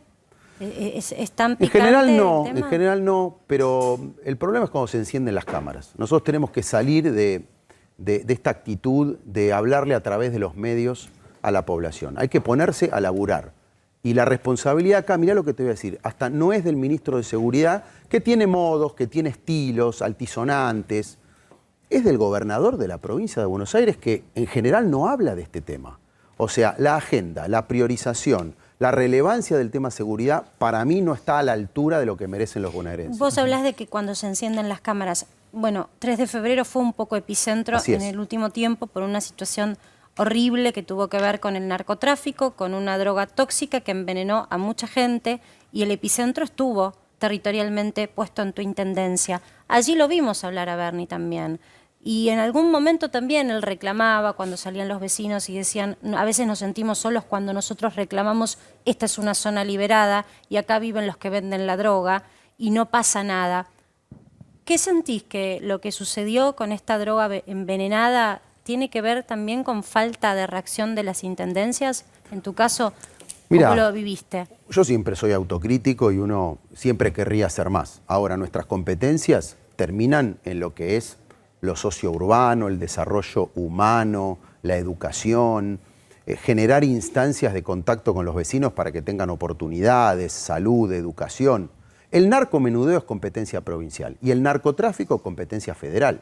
Nosotros recibimos denuncias y las elevamos a donde corresponde, a las fiscalías. Allí hubo allanamientos, pero si no hay un trabajo persistente de investigación, de control, de, como le dicen a veces, saturación, el narcotráfico sigue avanzando. Y vos ese trabajo no lo estás viendo, ya llevas un buen tramo de tu gestión. Bueno, creo que durante el gobierno de Bullrich y de Ritondo de la Seguridad hubo otra actitud, mucho más proactiva en este tema. A mí, por ejemplo, me gustaría que el búnker ese de Puerta 8 sea derribado, como se hacía antes, porque es un gesto y los gestos valen. Es decir, acá no vuelve la droga. Hoy hay un patrullero en la puerta. ¿Pero vamos a poder tener un patrullero para siempre en la puerta del barrio Puerta 8? ¿Por qué no hacemos el laburo juntos, y me involucro, adentro del barrio para que la droga acá no lo imperdonable en general es la visible falta de coordinación, porque no solamente está esta discusión de Sergio Berni con un intendente opositor, pero intendente al fin,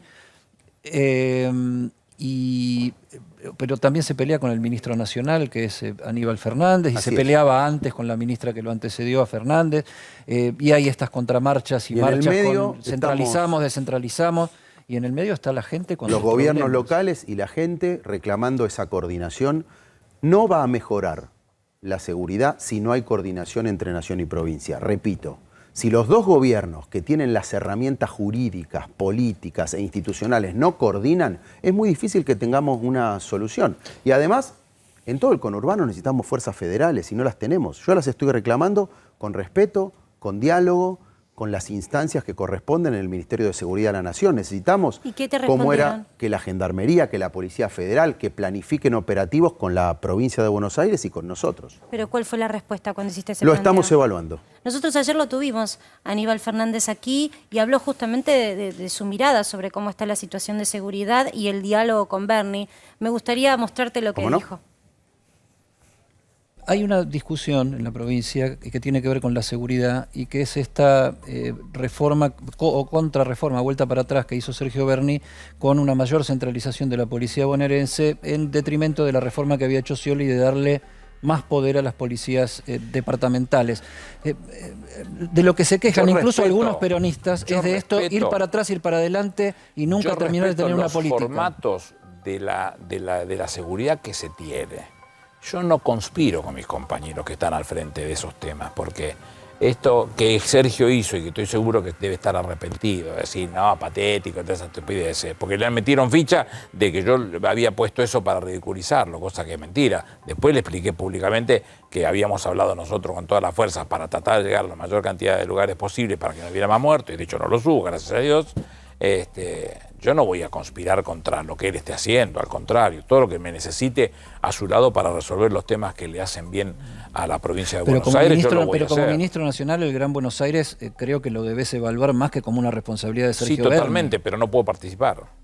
No puedo participar porque lo prohíbe la ley de seguridad interior. Por eso vuelvo a insistir territorialmente, como un hombre que fue intendente, que conoce muchos intendentes, que tiene muchos intendentes como pares ahora en el gabinete, y sabiendo que los intendentes tienen opinión sobre este tema, ¿cuál es tu posición teórica desde el punto de vista de la seguridad? Es sí, más centralización, menos centralización. Con hacer una definición que puede contrastar contra lo que están haciendo. Lo que están haciendo, yo si me necesitan lo voy a acompañar.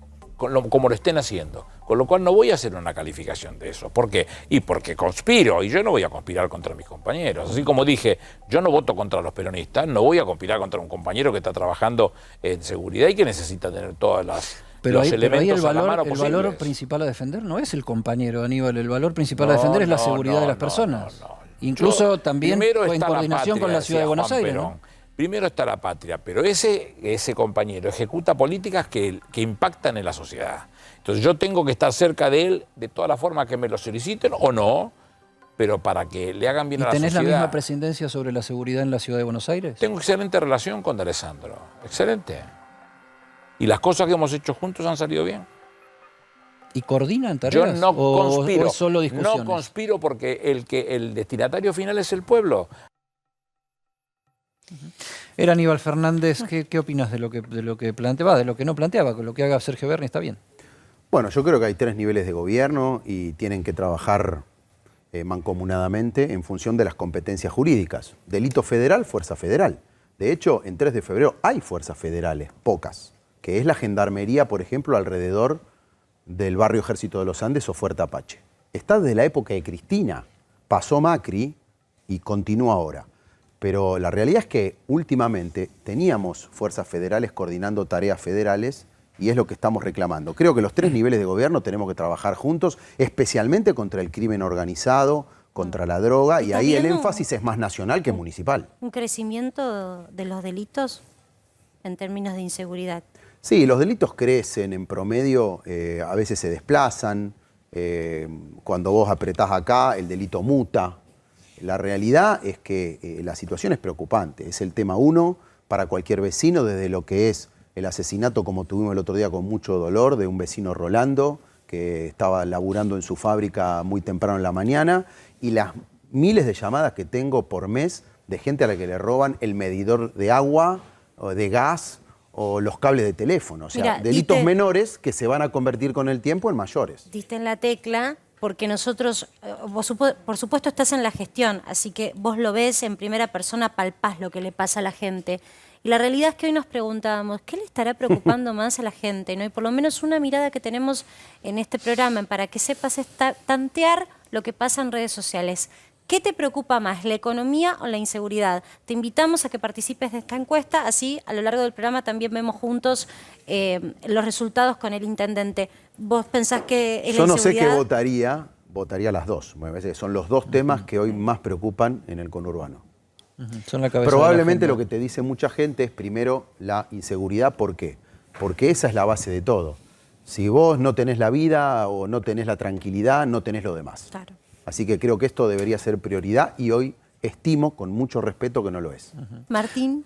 Diego, quería volver un minutito a consultarte por lo que hablaba de lo que ocurrió en Puerta 8. Marcabas la necesidad de que haya un tema de coordinación entre fuerzas de seguridad. Otra pata tiene que ver con lo que significa para la sociedad las personas que consumen drogas y las adicciones. Y cuando fue el caso de Puerta 8, muchas, sobre todo mamás de 3 de febrero, hablaban de que cuando iban al municipio a pedir la internación de sus hijos, no tenían las respuestas que esperaban, o que no había lugares, o que directamente no las recibían. ¿Qué está pasando con esa situación en 3 de febrero? Bueno, mira, las internaciones no son una competencia municipal porque no tenemos hospital, pero sí tenemos un área de salud mental que tiene, digamos, la competencia con lo que es consumo problemático dentro de la Secretaría de Salud. Hacemos la primera etapa para encauzar el tema. Si después requiere una internación, tiene que ser en un centro de salud de otro nivel.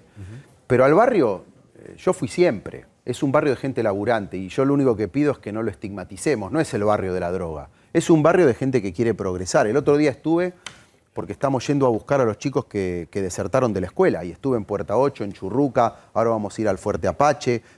Estimamos entre un 10 y un 15% de la matrícula que se desconectó de alguna manera de la escuela. Y necesitamos que vuelvan. Realmente la virtualidad ayudó a mantener la escuela funcionando, pero produjo mucho daño, porque muchas familias no pudieron educar a sus hijos en la virtualidad. Y además hay un déficit de aprendizaje impresionante. Les cuento algo que me pasó el otro día. Hablo con la maestra de primer grado de una escuela en Caseros y me dice, todos los chicos que tengo en primer grado, ninguno sabe reconocer las letras de su nombre. Y ya deberían, con el trabajo previo en el preescolar.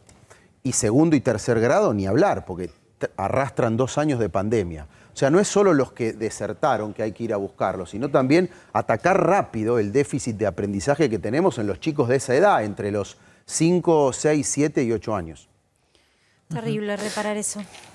Bueno, déjame que vote la encuesta, Claro porque así que se sí, pueden ver claro. los resultados, si no, no la podemos ver. Yo voy a votar la economía, o sea, ¿qué te preocupa más, la economía o la inseguridad? Yo voy a votar la economía porque me parece que a la larga el tema de la inseguridad es un derivado del problema de la economía. Así que yo voto la economía. Ahí en producción aprietan la Coincido. tecla y vamos a ver cuál es el A ver, resultado que tenemos. Bueno, hoy me tocó estar del lado de los que votan. Bien, Eddie, hoy le pegaste. Hoy la pegué. Es la economía, es por ahí, ¿eh? El 57,5% de los que votaron hasta ahora, porque sigue abierta la encuesta, ha dicho que ese es el tema que más le preocupa, por encima de la inseguridad, que de todas maneras tampoco está muy por detrás, ¿no? 42,5% te habla de que 4 de cada 10 consideran, ¿no?, que la inseguridad es un tema de su preocupación. Así que esos son los resultados, podés seguir votando, por supuesto, para que sepas, hasta las 9 de la noche vamos a ver esta encuesta. Última, Diego, empezaron las clases. ¿La pandemia ya fue? No hay que relajarse. Obviamente estamos la gran mayoría vacunados. Este virus muta y no bajemos la guardia. Sigamos cuidándonos, pero aprovechemos al máximo este momento de caída de la última ola. Por ejemplo, para la presencialidad plena en las escuelas, para el laburo. Soy partidario de retirar el barbijo en la escuela. El barbijo hoy es un impedimento para la educación, especialmente con estos 2 años tan difíciles. El barbijo es una dificultad para el aprendizaje en los más chiquitos. Y hoy no parece ser una necesidad, según dicen estudios de la Sociedad de Pediatría. Digo, ir ajustando cosas, pero con la guardia alta, porque probablemente esto no haya terminado. Como opositor en la provincia y en la nación, ¿no fue bueno el proceso, el procedimiento de vacunación, más allá de algunos disparates?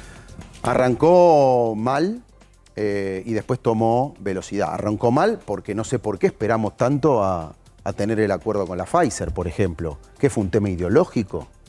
Por otro lado, ni hablar el vacunatorio VIP. En mi distrito se vacunó por izquierda el exintendente, por ejemplo, ¿no? Y después tomó una velocidad que hace que hoy, afortunadamente, y hay que destacarlo, la vacunación sea alta y eso es muy bueno para afrontar lo que viene. Diego Valenzuela, intendente de 3 de febrero, intendente de mi compañera, Marcela Pagano, y vecino de mi histórica procedencia del municipio de Morón. Gracias por estar. Gracias por invitarme, de corazón. Ya te tendremos próximamente porque yo empiezo a escuchar una construcción de una política que va camino a la gobernación. Vamos a ver cómo salen esas pasos. Sí, yo te digo, está con botas y espuelas. Ya está vestido para. Muy amable. Gracias, Diego. Gracias, Muy Diego. bien.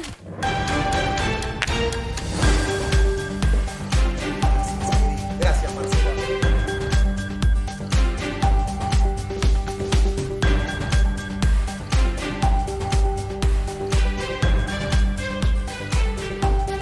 Reiteramos la noticia que decíamos hace instantes. Se confirmó el uso de bombas termobáricas por parte de Rusia en Ucrania. Es un armamento de altísima peligrosidad, prohibido por la Convención de Ginebra, que consiste básicamente en una explosión que toma el oxígeno y a partir del oxígeno crea una onda expansiva donde todo se prende fuego y tiene un daño que abarca una enorme superficie, una superficie mucho más grande que una arma convencional, que un proyectil convencional. Por eso es tan peligroso, por eso la capacidad que tiene de dañar es tan grande. Bueno, lo confirmó el Reino Unido a partir de un reporte del propio Ministerio de Defensa ruso, con lo cual ya es el segundo tipo de armamento prohibido que estaría utilizando Rusia en los 14 días que va de guerra, porque también utilizó bombas de racimo, que es otro armamento que también genera mucho daño, porque son estas bombas que antes de caer se separan y se convierten en varios pequeños explosivos,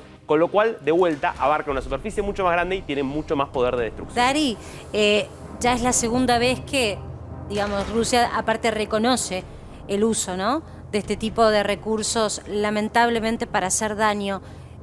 ¿Hubo alguna respuesta por parte de autoridades de Europa o de los Estados Unidos? ¿Salieron a decir algo, alguna sanción extra? A ver, lo que están haciendo todos es, esto da más elementos para avanzar en por lo menos el enjuiciamiento a Rusia y a Vladimir Putin por crímenes de guerra. Recordemos que acá hay dos investigaciones abiertas. Por un lado, la Comisión de Derechos Humanos de la ONU, presidida en este momento por Argentina, con el voto a favor de Argentina y de la gran mayoría de los países, aprobó hace una semana iniciar una investigación por violaciones a los derechos humanos y crímenes de guerra contra Rusia. Al mismo tiempo, el fiscal Karim Khan, que es el fiscal ante la Corte Penal Internacional, también aprobó a instancias de 39 países abrir una investigación por crímenes de guerra. Esto lo que hace es sumar más evidencia a esos dos procesos que están abiertos. Lo concreto es que esto, bueno, amplía el debate una vez más hacia el uso de armas ilegales y la novedad es que crece exponencialmente el exilio, el éxodo de gente. Es impresionante. Primero, digo, en términos de víctimas, lo que está pasando en Mariupol, después si podemos revisar un mapa para entender por qué hay un encarnizamiento hoy con esta ciudad que está ubicada en el sudeste del país y que Rusia está haciendo todo lo posible. Esta ciudad donde hoy se voló prácticamente un hospital materno-infantil, lo cual dejó varios heridos. La última información es que solamente en Mariupol hay 1.200 civiles muertos. Y después está el tema del éxodo. 1 millón de niños solamente, acaba de decir UNICEF, que ya se fueron del país. Más de 2 millones de personas en total en solo 14 días de conflicto. Pensemos, digo, el impacto de un país que realmente queda destruido, porque queda destruido por las bombas en las ciudades que están más afectadas y queda destruido porque el tejido social ya está totalmente roto, ¿no? Con incluso se denunciaba que había bombardeos en corredores humanitarios, ¿no? Estas cosas que se habían puesto de acuerdo en Bielorrusia de abrir para que la gente pueda irse por ahí sin ser afectada por los bombardeos. Bueno, lo que está denunciando Zelensky, el presidente ucraniano, es que justamente en Mariupol específicamente Rusia violó una y otra vez los acuerdos que había firmado para efectivamente habilitar corredores humanitarios. En otras ciudades, por ejemplo en Sumy, que está un poquito más al norte, sí se habilitaron y funcionaron los corredores humanitarios y de hecho varios miles de personas pudieron salir hacia otras ciudades más seguras. Pero en Mariupol es tremendo el nivel de encarnizamiento que hay. Zelensky ya está diciendo, bueno, Putin ingresó a Ucrania argumentando que estaba defendiendo a la población rusa o rusoparlante de un genocidio. Bueno, el genocidio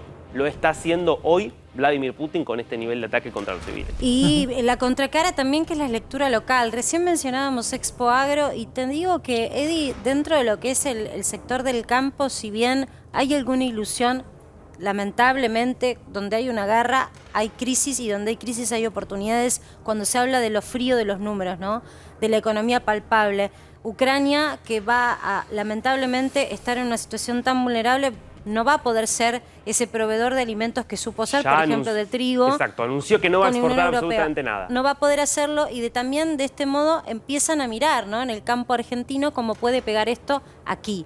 La ilusión de quizás convertirse en ese proveedor de alimentos que otro hoy no va a poder ser es algo que ilusiona a los empresarios. Pero como contracara de eso, otra vez el aroma a que si eso sucede puede haber más retenciones. Y también mucha preocupación por el tema de la maquinaria agrícola. Eso te iba a decir, porque Ucrania compraba maquinaria agrícola argentina. Bueno, eso claramente hoy no va a pasar. Y Rusia hoy también es difícil. Rusia hoy está limitada para comprarle a otros países. Digo, con todas las sanciones económicas, con todas las sanciones que están dificultando, por ejemplo, las transferencias bancarias que existen, porque hay muchísimos bancos que salieron del sistema, del software que se utiliza para transferir de un país a otro. Bueno, eso también limita un montón el comercio, por ejemplo, Ahora, en Argentina. lo concreto, sube la harina, sube el pan.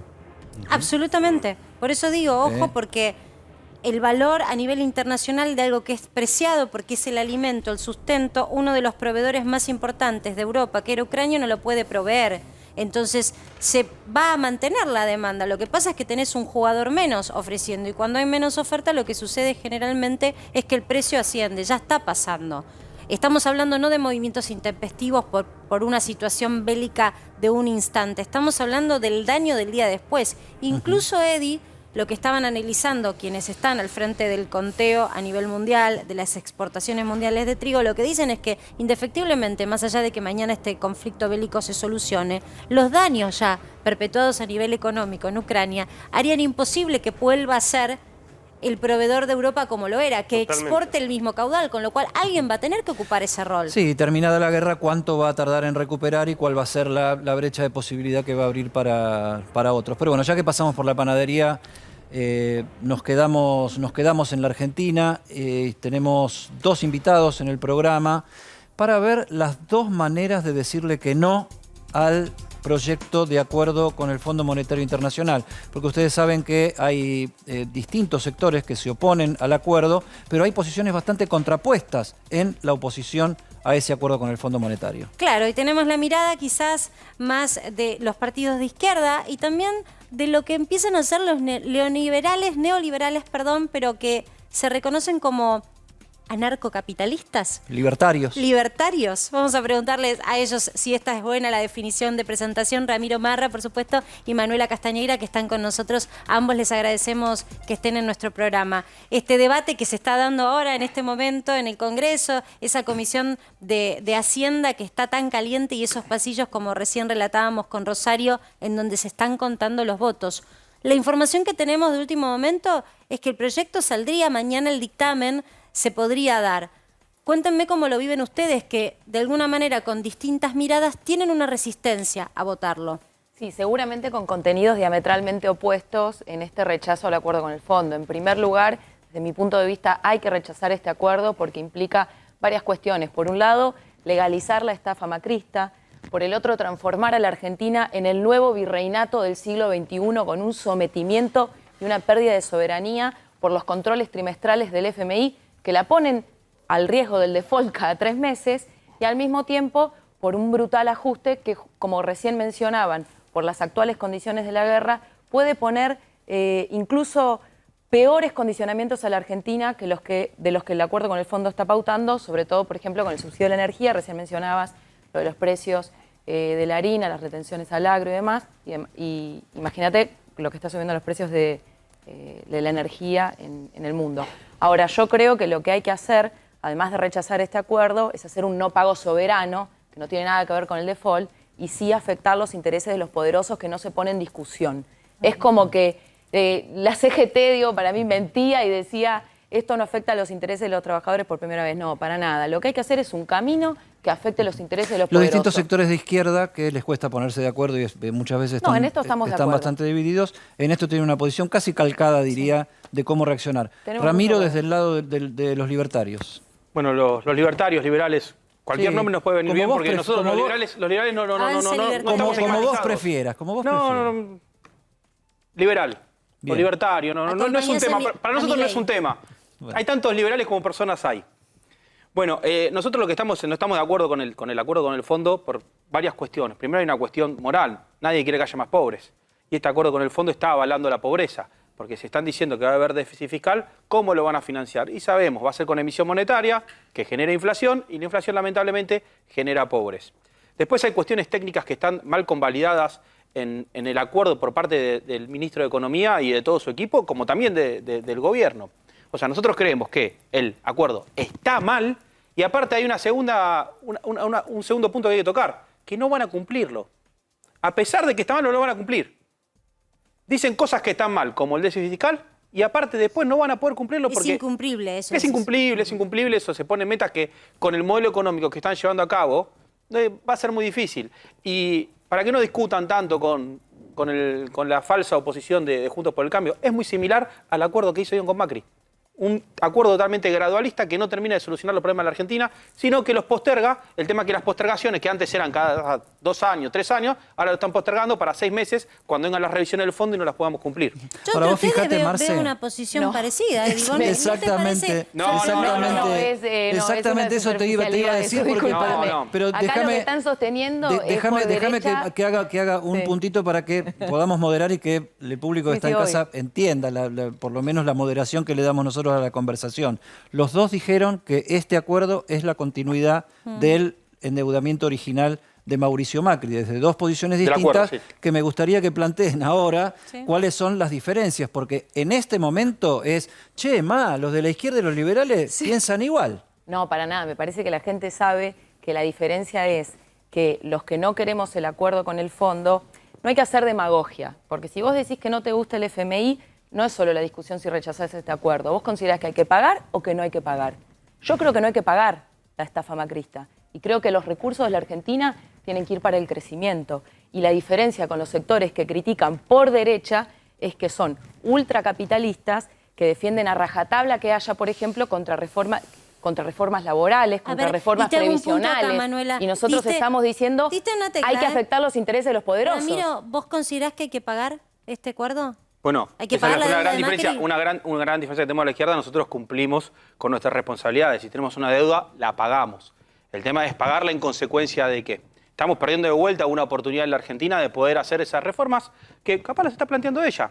No entiendo por qué no las quiere hacer la izquierda o los otros partidos políticos, porque la Argentina está mal. ¿Por qué está mal la Argentina? Porque estamos constantemente cometiendo los mismos errores. ¿Cuál es el error? El acuerdo en términos macroeconómicos, el modelo económico, el plan económico que plantean está mal.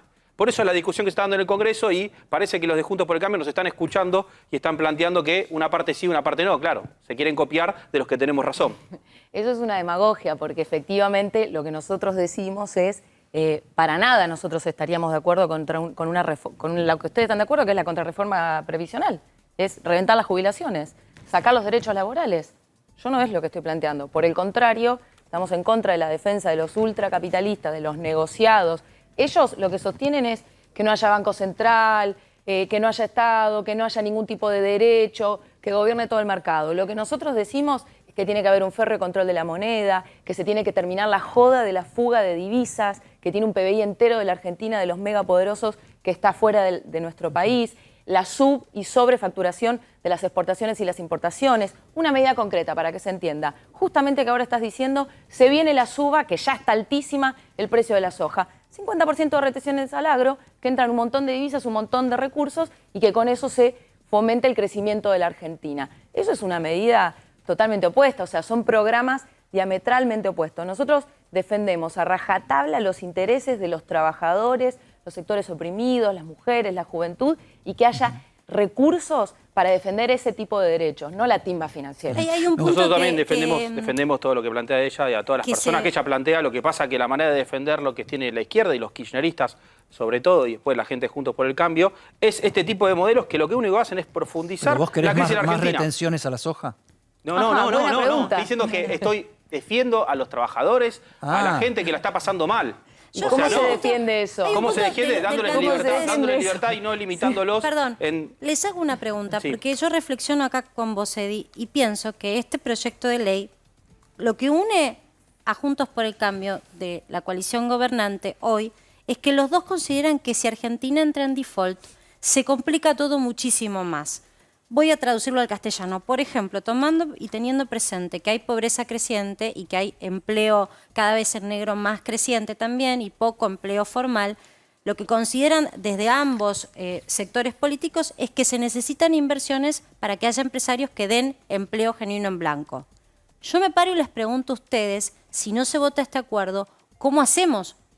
Porque eso es lo que nos hacen de un lado y del otro escuchar. Hay una gran diferencia entre el default y el no pago soberano. Nosotros estamos en contra del default, porque el default es una manera descontrolada para que vuelva al corralito, para que se fuguen todas las divisas y para que los empresarios hagan, y la timba financiera, cualquier tipo de negocio sobre la base de que el Estado argentino no le pague al Fondo Monetario. Cuando vos tomás medidas soberanas como la que yo te digo del no pago, vos entrás en control de ese no pago desde el Estado y te quedás con las divisas. Pero claro, eso es opuesto al libre mercado y a la timba, ¿entendés? Entonces, con ese discurso, si no pagás, caes en el default, no, hay otras maneras de no pagar y de controlar toda la divisa y todos los recursos de la Argentina. Del otro lado, si no pagás, siempre es Claro, default, es default. ¿no?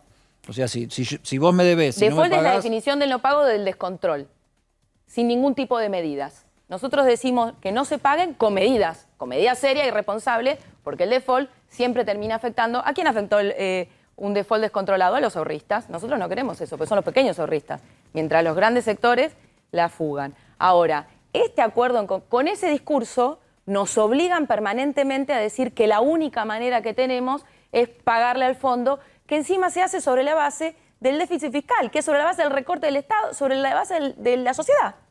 Porque tarifazo, porque discusión, ojo, alertas, dos discusiones. La del tarifazo, que con lo que está pasando con los precios del petróleo a nivel mundial puede ser brutal, y dicen que no va a alcanzar con el 40 y el 80% que quieren hacer, y también la de la posible reforma previsional, que si fuese de correr la edad jubilatoria, para hablar en claro, en castellano a las personas que nos están mirando. Aprovecho que hablas de reforma. Mover la edad jubilatoria en la Argentina. Si la mueven 5 años y dicen que es voluntaria, ¿por qué mañana por un decreto no dicen que es obligatoria? Bárbaro. Que la gente trabaja hasta los 90 y volvemos al esclavismo. Perdón, Manuela, incluso algún sector de la CGT dijo, no es una mala idea, lo podríamos llegar a conversar. Peligroso. Déjame que ya que te metes con el tema previsional, le traslade a Ramiro una cosa que vos habías planteado antes y que yo iba a contraponer con el tema de las retenciones que daba por hecho que él no estaba de acuerdo. ¿Hay que reventar las jubilaciones? Eso es lo que plantea Manuela, que vos o ustedes plantean. ¿Cómo vamos a plantear reventar las jubilaciones? Todo lo contrario. Nosotros queremos que los jubilados tengan una vida digna. Pero ¿qué pasa? Si vos no dejás que el mercado actúe, que se creen fuentes de trabajo, que no haya ingreso de dinero, es imposible eso. Para que los jubilados tengan una mejor calidad de vida, lo que necesitas es que la economía se desarrolle, no que tenga un rebote, no que crezca, que se desarrolle. ¿Cómo se desarrolla? Con planes económicos de largo plazo. Y en esos planes económicos lo principal es la estabilidad. Nada de lo que se está hablando ahora con el Fondo Monetario habla de estabilidad. Es más, cuando hablan de bajar el déficit de manera muy gradual, como lo plantean, que después no lo van a cumplir igual, ¿cómo lo quieren hacer? Con aumento de impuestos. No podemos permitir que nos hagan este encubrimiento del aumento de impuestos que nos van a hacer a través de bienes personales. Esto es una trampa que nos está haciendo, porque esta es una propuesta del gobierno que le hace el Fondo Monetario, y el Fondo Monetario dice, bueno, como me lo estás planteando, bueno, si lo querés hacer, hacelo. Está mal. No pueden cambiar la evaluación fiscal como trampa para aumentarnos un impuesto. ¿En serio el ajuste de vuelta tiene que haber sobre la gente? En rigor ya lo hicieron, ya lo están haciendo. Ya comenzó el ajuste ya y va a comenzó profundizarse. El único problema con ese argumento es que ellos que están en contra del gasto del Estado dicen que no quieren tocar las jubilaciones. El 50% del gasto del Estado del déficit fiscal es en fondo previsional. Entonces, ¿cómo puede ser? Pero ¿cómo se pueden pagar las jubilaciones si se recorta el gasto del Estado? Bueno, se ve que el discurso liberal no está teniendo pegada porque están tratando de hacer demagogia para no contar los verdaderos argumentos. Porque este tipo de acuerdo, o sea, ¿cuál es el problema? ¿Quién la va a pagar? Acá se está planteando... Y el recorte del gasto de la política no alcanza, Manuela, según tu mirada, ¿qué es lo que me parece una ellos? demagogia... Mira, a mí me parece preocupante, porque me parece una demagogia para ocultar que acá hay explotación y que hay sectores empresarios del agro y de las finanzas que se la llevan en pala. No es solo la política corrupta como ellos dicen. Y además también te digo otra cosa, ojo con ese discurso, porque ¿qué tiene que ser? ¿Volvemos al voto censitario? ¿Que puedan participar de la política solamente los que tienen plata y los trabajadores que quieran ser candidatos no? Ojo con ese discurso porque puede ser peligroso y antidemocrático. Porque si lo llevas al extremo, ¿qué es? ¿El cierre del Parlamento? ¿Cuáles fueron los sectores en la historia argentina del siglo XX que sostuvieron eso? Yo te digo, si querés sacar recursos, empecemos a mirar los sectores de la timba financiera que la fugan toda la riqueza que los trabajadores y las trabajadoras generan en la Argentina, en el campo y en la ciudad y que está fugada. Ahí vamos a buscar. Bueno, igual la timba financiera hoy en la Argentina no es negocio. Hoy en la Argentina no hay ningún tipo de negocio porque la Argentina funciona todo mal. Es la que se fugó los 45.000 millones de dólares que le pidió Macri al fondo y lo sabe todo el mundo y ya lo confesó todo el mundo. Así que sí, existe la timba financiera. El problema de la Argentina es la timba. ¿Cuál es el tema del gasto político que ustedes están planteando? Entiendo que la defensa siempre habla de la propia, la gente que habla del gasto político y dice no, porque ¿cómo le va a sacar? Nosotros no estamos discutiendo si un diputado cobra un sueldo. Por supuesto que con los sueldos de los diputados no vamos a cambiar la Argentina. Nuestra discusión es mucho más profunda. Nuestra discusión pasa por una cuestión de la ineficiencia del Estado. El Estado, cuando se mete en el medio, siempre pierde. ¿Quién? El ciudadano. ¿Por qué? Porque hay ineficiencia. ¿Alguien cree que las obras públicas que se hacen, llega todo ese dinero a la obra en sí o queda en el camino? Y queda en el camino no solamente porque se la llevan en un bolsito, queda en el camino también porque son ineficientes para administrar ese tipo de obras. O sea, lo que nosotros tenemos que entender es que el gasto político... Pero entonces está mal hacer una obra terminé. pública porque podría haber, por ejemplo, si la controlasen los trabajadores y la sociedad y los vecinos, vos podrías tener puentes, vos podrías tener recursos eléctricos y demás. Sí. Entonces, ¿qué? ¿Está mal la obra pública? Aerolíneas la pueden manejar los trabajadores, no hay problema, no tenemos problema. Claro que sí. Se la damos a los trabajadores de Muchísimo Aerolíneas. mejor va a estar que pero por todas favor, las que gestiones no pidan recursos, son lo que no que pidan ya le están recursos después, haciendo. que no pidan recursos Hice después una a los pregunta, impuestos. ¿te parece entonces que no hay que tener puentes, que no hay que tener recursos, Sí, que no hay que tener puentes. ningún tipo Sí, de inversión? sí, hay que tener ¿O te puentes. parece que las empresas privadas, quien Starbucks va a hacer puentes? Tratemos de hacer... Si No tenemos... Si a Starbucks le conviene hacer un puente para que vayan a su local a comprar café, Bueno, no sé, por yo supuesto no que lo va a veo hacer. Techinta haciendo puentes. ¿Qué? ¿Vos viste Techinta haciendo No puentes? tenemos... Y bueno, no si le tenemos... conviene, no sí, lo va a tenemos... hacer. Si le a ver, conviene te hacer Y si puente, no le ¿cómo lo va a conviene, hacer? no va a haber amigos, puentes. un segundo. Y no. Amigos, un ¿Cómo hacemos segundo. lo que no nos Listo, conviene? volvemos a la selva. Amigos, un segundo. Volvemos a lo que nos selva conviene. capitalista. No ¿Pero quién tenemos... o sea, ¿quién determina lo que lo conviene? ¿El Estado? ¿Los políticos? ¿Lo están Chicos, haciendo lo mal? que conviene es que se entienda. Si no se entiende nada, Fue una buena pregunta. esto es ruido y nadie Bueno, hace otra cosa que darle bueno, la razón al que hagamos le gustaba de antes. Yo digo, no estamos en desacuerdo y no nos parece No, mal no, que se está pregunten bueno. entre No, por ustedes y se supuesto, por contesten. supuesto. Es una pregunta En algún con el país- tono bajo, Pero tranquilo. hablen de a uno Sí, para sí. los que están Bueno. mirando puedan entender. Perdón, Un minuto, te pido por favor que la Ramiro. próxima, si quieren hacerme preguntas, no tengo problemas, pero no me Recién interrumpa tenés mientras que estoy uno. hablando. Ya que estamos con el tema de las preguntas, ¿en algún país funcionó lo que vos estás planteando? Ya que es un reportaje, Gracias por la pregunta. claro. Lo que hay que hacer, lo que no está funcionando en ningún país en este momento, en este mundo, es el capitalismo. Y eso es evidente, venimos de pandemias, crisis ecológicas, guerras, se está haciendo discusiones sobre peligro nuclear y de bombas nucleares. Parece realmente un siglo XXI de un cuento de terror, con todos los problemas que hay. Un crecimiento de la desigualdad, la pobreza.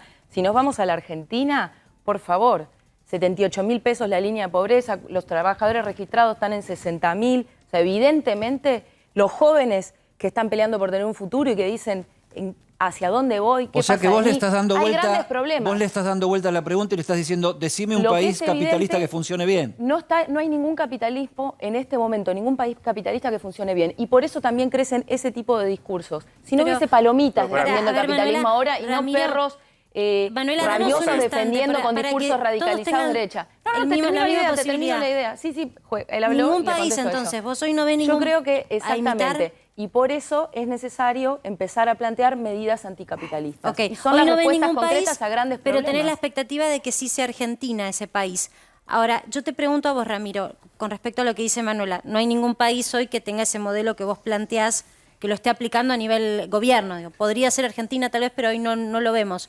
¿Vos ves algún que país? construirlo, por supuesto. Sí, Venezuela, Cuba. No, te No, pregunto no, de no, cosas no, así. de los- Con los de los- modelos Esos son ideológicos capitalismos de que Estado. ustedes proponen. Capitalismo de Estado, perfecto. Sí, son capitalistas, Listo. igual que China y todo. Por digo, A por ver, ese de lado. bueno, uno. entonces estamos- Yo vivimos los en el dejo mundo de- hablar, me siento acá, Perdón, me tomo un perdón, café. Marcela. Lo que quiero es que se entienda, los quiero ayudar a que se entienda. Manuela lo que plantea es, nosotros sabemos que no hay ningún modelo hoy de gobierno en el mundo que esté planteando en su gestión lo que nosotros proponemos, pero nos esperanzamos que Argentina sea. Entonces, por eso ella dice, yo no puedo dar un ejemplo. En el caso de ustedes, lo que ustedes proponen, No que dije propone eso mi tampoco. ley. Bueno, no diste un ejemplo de país. No, no hay que parafrasear Hay un porque país, si- Rusia, lo China, que estoy- algunos. esos son Si yo te capitalistas. apuro, hay algunos. No, te estoy diciendo, No, además con son tus sistemas, valores. no solo gobiernos. Pero yo te pregunto tiene con los otros valores que aspectos. ustedes defienden. No, no Él te son preguntó valores, por un son, ejemplo. Postulados programas. políticos. Además tienen programas valores, sí. políticos. ¿Hay alguno? Él te preguntó concreto. ¿Hay alguno? Yo te interpreté que no. Pero ese argumento lo que esconde detrás es que lo único que nos queda vivir es este sistema. Por eso esta respuesta que Por te eso estoy digo, dando vos es te concreta en esperanzás relación a ese en que problema. puede Argentina ser disruptivo. En realidad, bueno, la esperanza en la humanidad es un rasgo de los socialistas revolucionarios, Hago un así que punto sin acá, duda. porque siempre los corren, te estoy tratando de ayudar argumentativamente, siempre los corren a los referentes de izquierda con que no hay ningún país en donde gobierne la izquierda y haga eso. Por eso es interesante el ejercicio de dar cuenta que si está esa discusión en este momento es porque este sistema que está es el que no está funcionando y es válido empezar a hablar de anticapitalismo y es ahora, válido yo te empezar a hablar de los pregunto, problemas del Ya sistema. lo dijiste, postulados ahora Ramiro. que vos defendés, que son muy parecidos a los de Milei, que lo hemos tenido hace unos días acá y nos los ha explicado. Pero yo te pregunto, Ramiro, te preguntamos con Eddie, ¿Hay algún país que ustedes pongan de ejemplo en donde vean que los postulados que ustedes defienden de la libertad absoluta se estén aplicando? En todos los países desarrollados están surgiendo las ideas capitalistas cada vez más y lo bueno es que está bajando la pobreza. En el mundo, los datos dicen que cada vez hay menos pobres. ¿Gracias a qué? Al sistema capitalista que ella está criticando. Y el segundo dato, para que nos pongamos más contentos... Pero bancos centrales hay en todos los... por ahí ejemplo, Estados Unidos. No, para. Estoy hablando ¿el sistema capitalista o el tema del Banco Central? La pobreza bajó en el mundo. La pobreza bajó en el mundo, sí. No sé de dónde sacaste ese dato, porque yo vi los informes del FMI, de la OMC, Sí. de un montón que están hablando del crecimiento de la desigualdad y el crecimiento de la pobreza a nivel mundial. No sé de dónde han sacado los datos, No, pero yo no leo informes y...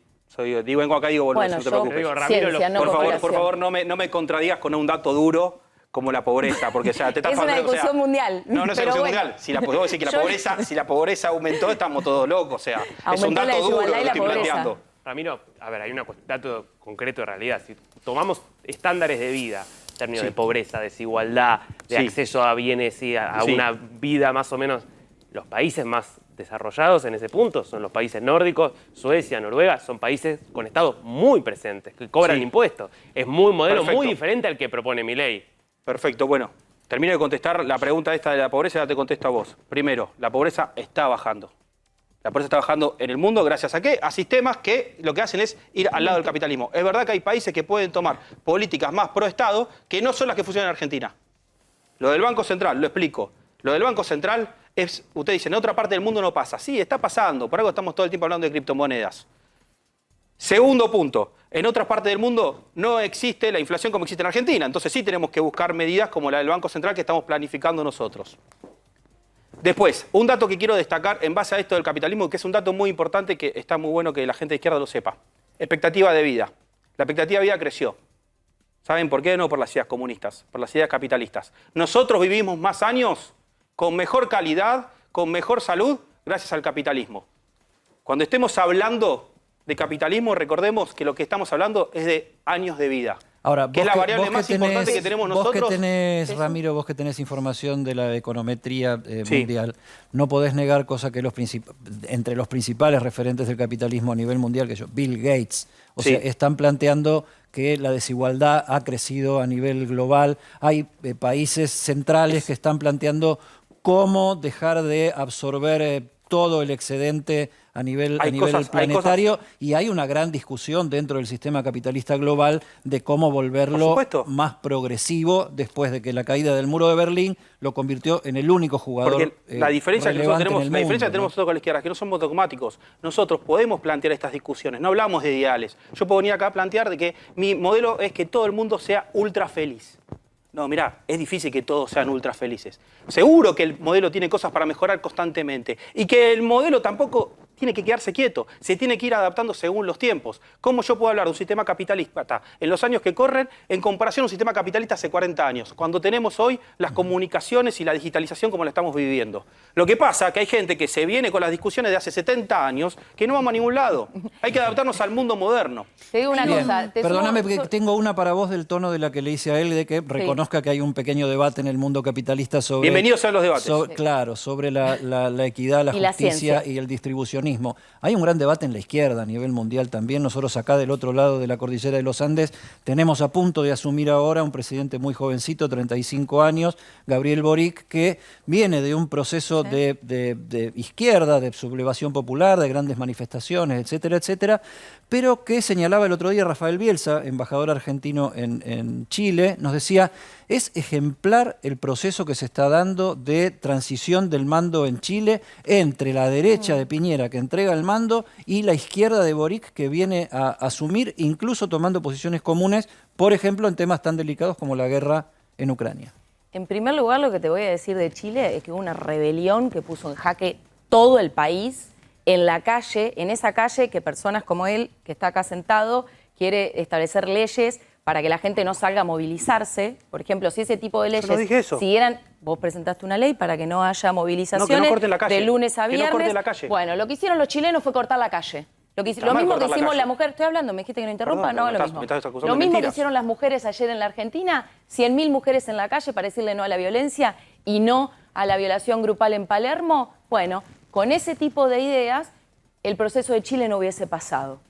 Entonces, lo que hubo en Chile, Pasó en primer lugar... y tiene esta izquierda por asumir. Lo que hay, bueno, lo que pasa que lo que explica mucho de eso no es Boric, que tiene un montón de límites, justamente en parte por ese proceso, y a mí me parece que hay que perseguir al pinochetismo, que tiene que terminar presos todos los cómplices, que hay que ceder las leyes que el pueblo estuvo reclamando en la calle. Yo quiero hablar justamente de lo que pasó en Chile previo a eso, es ese proceso de movilización, porque habla de un mundo que no aguanta más las medidas ultraliberales que acá se están defendiendo. ¿Tampoco en esta te mesa. representa la Eso izquierda es lo que... chilena, Manuela? A mí me representa el proceso chileno. Bueno, la izquierda son sectores más bien progresistas, digamos, pero sí, efectivamente no son de ultraderecha y demás. Pero lo que entró en discusión en Chile es la ultraderecha, porque... ¿Por qué no ves en Argentina ese fervor que viste en Chile? Porque realmente yo lo he visto acá en Argentina, Eddie. En algún momento, cuando se quedaron con los ahorros de la clase media, exultante la gente en la calle. En algún momento penetró fuerte el discurso cuando parecía que iban contra el campo, en un momento en el que Cristina Kirchner iba con la 125, las cacerolas y la Plaza de Mayo llena. ¿Por qué pensás hoy, Manuela, ya que tomás este ejemplo de Chile, que la Argentina parece un poco más anestesiada en ese sentido? Que pasan los gobiernos, que pasan las medidas económicas, que el ajuste hace rato que está y el argentino sigue. En este momento en particular nosotros venimos de 2 años de pandemia. El proceso chileno comenzó previo a la pandemia. Entonces hubo ahí, además de las medidas sanitarias que lógicamente tuvimos que estar cuidándonos, también hubo una política permanente, sobre todo de los sectores afines, al frente de todos para desmovilizar y que la gente no tome las calles. Pero Argentina tiene una tradición de lucha descomunal, de asociación. Yo te ponía el ejemplo del movimiento de mujeres y personas LGBT que conquistó la legalización del aborto, las tradiciones de asociación sindical, tradición de lucha, la tradición democrática, las plazas contra el 2x1 a los genocidas. En realidad hay procesos importantes, por supuesto que en algunos lugares, como el caso chileno, se tuvo que sacar de encima en algún punto un poquito parecido al 2001 de la Argentina, pero lo hizo ahora Chile. Y lo que discutió son las medidas ultraliberales, arancelar las universidades, que el mercado organice mostrando que no puede organizar. Digo, volviendo al debate más general sobre el problema del sistema. Lo que es viejo es que el libre mercado organiza algo en la sociedad. Y esa es una idea que fracasó con la crisis keynesianismo, que inclusive ellos cuestionan. Hasta el FMI se inventó para eso. Nos tenemos que ir si no controlan un poquito, poquito, se nos termina el programa, pero la verdad que el debate es muy interesante. La verdad que te escuchamos, es muy interesante y también es muy interesante ver a una mujer como se planta tan joven como referente de izquierda. Quiero terminar con Ramiro. Démosle un minuto a Ramiro Sí, claro. para que, ya que estamos en breve, Chile... Mañana desde las 10 de la mañana vamos a estar movilizados en el Congreso en rechazo al acuerdo con el fondo, contrario al ajuste y en defensa de los derechos de los trabajadores, Eso es las información, mujeres, de lo que va a suceder y la mañana juventud. y esperemos que sean tranquilas las movilizaciones. Si no hay represión, seguro. Ramiro, ya para terminar, ya que nos metimos en Chile y Sí, que por el supuesto. fin de semana es la Dame asunción Chile. del nuevo presidente, tu visión en 1 minuto y 20 segundos del proceso que se está viviendo en Chile, donde un presidente de derecha le entrega el mando a un presidente de izquierda de 35 años. No voy a hablar de personalización de la política, sino voy a decir dame Chile. Feliz de que seamos Chile. Ojalá tuviéramos la economía y la política de Chile. Lamentablemente acá en la Argentina se discuten otro tipo de cosas. Y último aviso, mañana mientras la izquierda esté movilizando, muchos argentinos vamos a estar trabajando en nuestros roles para poder comer, para poder llegar a fin de mes. Pero bueno, algunos tienen la suerte de que no tienen que trabajar mañana. Yo vivo de mi salario, no sé qué vivís vos. Yo de que vivo en mi trabajo, es público mi Yo tengo trabajo. un trabajo. Sí, como viste, Un recibo ¿viste? de sueldo. ¿Qué cosa? Manuela Castañeira, Ramiro Marra. Porque no tiene desperdicio. No pueden parar, no pueden Son parar. las nuevas generaciones de distintos frentes políticos que también ameritan de vez en cuando que uno se sienta a escuchar cuáles son sus postulados. Mientras tanto, Juntos por el Cambio y la coalición gobernante RO, que están con el poroteo, y en un ratito te vamos a contar qué es lo que va a pasar mañana, Eddie, en el Congreso. Ya venimos. Así es. Acá en la ciudad de San Nicolás, primero agradecerle en esta Expo Agro a los organizadores de este evento magnífico, el más grande de la República Argentina, más de 52 hectáreas de stand, a los vecinos y vecinas de San Nicolás por la recepción, por la organización, ver este año acuerdos que son para la provincia de Buenos Aires, para el Estado provincial, para el campo argentino, de gran significado económico. Estamos hoy acá en en este momento en el stand del Banco Provincia, con la tasa de fomento, con cada uno de los emprendimientos de esfuerzo que viene haciendo nuestro gobierno de la provincia de Buenos Aires, de Axel Kicillof, de vincular el Estado con el campo, de trabajar en una matriz productiva. Felicitar a cada uno de los organizadores y vamos a recorrer los stands porque en tiempo récord, no solamente de la gente, de los visitantes, más de 25.000 productores, vecinos y vecinas de toda la región se acercaron a esta muestra.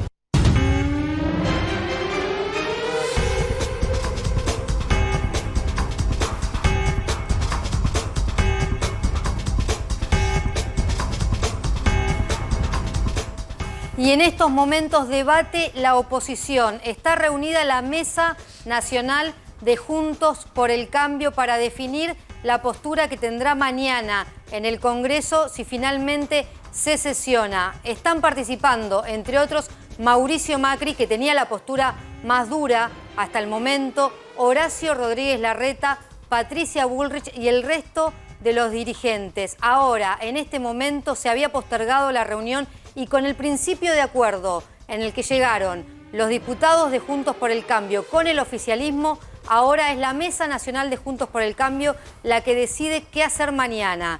Ahora, si hay acuerdo, todo Juntos por el Cambio votaría por unanimidad. Esto es un tema, porque realmente ahí ya cambia la ecuación. Entonces, si eso se sostiene de esta manera, Ro, en esta hipótesis que acabas de decir, se arroja de la información exclusiva tuya de último momento. ¿Cómo seguiría esta agenda parlamentaria? ¿Cómo sale el acuerdo del Fondo Monetario? Hasta las 21, hasta las 9 de la noche está habiendo un cuarto intermedio en la comisión en la que se discute si aprobar o no el dictamen. Quedan apenas unos minutos para que se vuelva a reunir esta comisión. ¿Qué están esperando los diputados? Justamente el acuerdo político, que se defina finalmente que Juntos por el Cambio y el oficialismo van a cambiar el proyecto y mañana lo van a acompañar. Hoy mismo saldría ese dictamen. Esto lleva a que los diputados puedan sesionar mañana la ley por el acuerdo con el Fondo Monetario Internacional. O sea, Rosario, que la secuencia sería así. Lo que se ponga de acuerdo Juntos por el Cambio aceleraría que hoy mismo salga el dictamen para habilitar la sesión de mañana. Estamos tan online con la información, siendo 20:47, no creo que lleguemos en el transcurso del programa a tener la resolución de Juntos por el Cambio, ¿o es posible? No, porque a las 9 de la noche vuelven a sentarse los diputados, ahí se firman el dictamen, si hay acuerdo, y mañana ya definitivamente se sesiona con este anticipo. Hay un acuerdo de fuerzas e incluso Juntos por el Cambio, si finalmente va a aprobar el proyecto, va a hacerlo de manera unánime. Bueno, importante, me quedo con este dato. Mauricio Macri allí comandando esta mesa de Juntos por el Cambio. Toda y el la voto conducción, anticipado. no solo los legisladores. Interesante. Ya volvemos.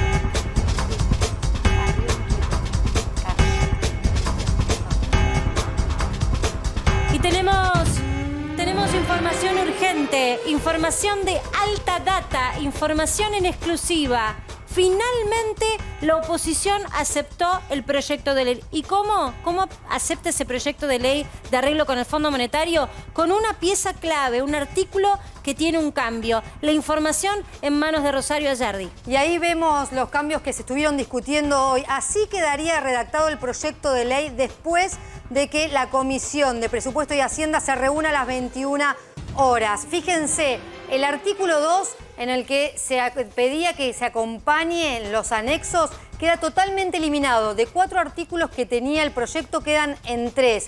¿Y qué se le pide en el artículo 1? Primero, que se apruebe el acuerdo. Pero abajo, miremos las últimas 3 líneas que dice: el Poder Ejecutivo Nacional suscribirá en uso de sus facultades los instrumentos necesarios para dar cumplimiento a lo establecido en el párrafo precedente. ¿Qué significa esto?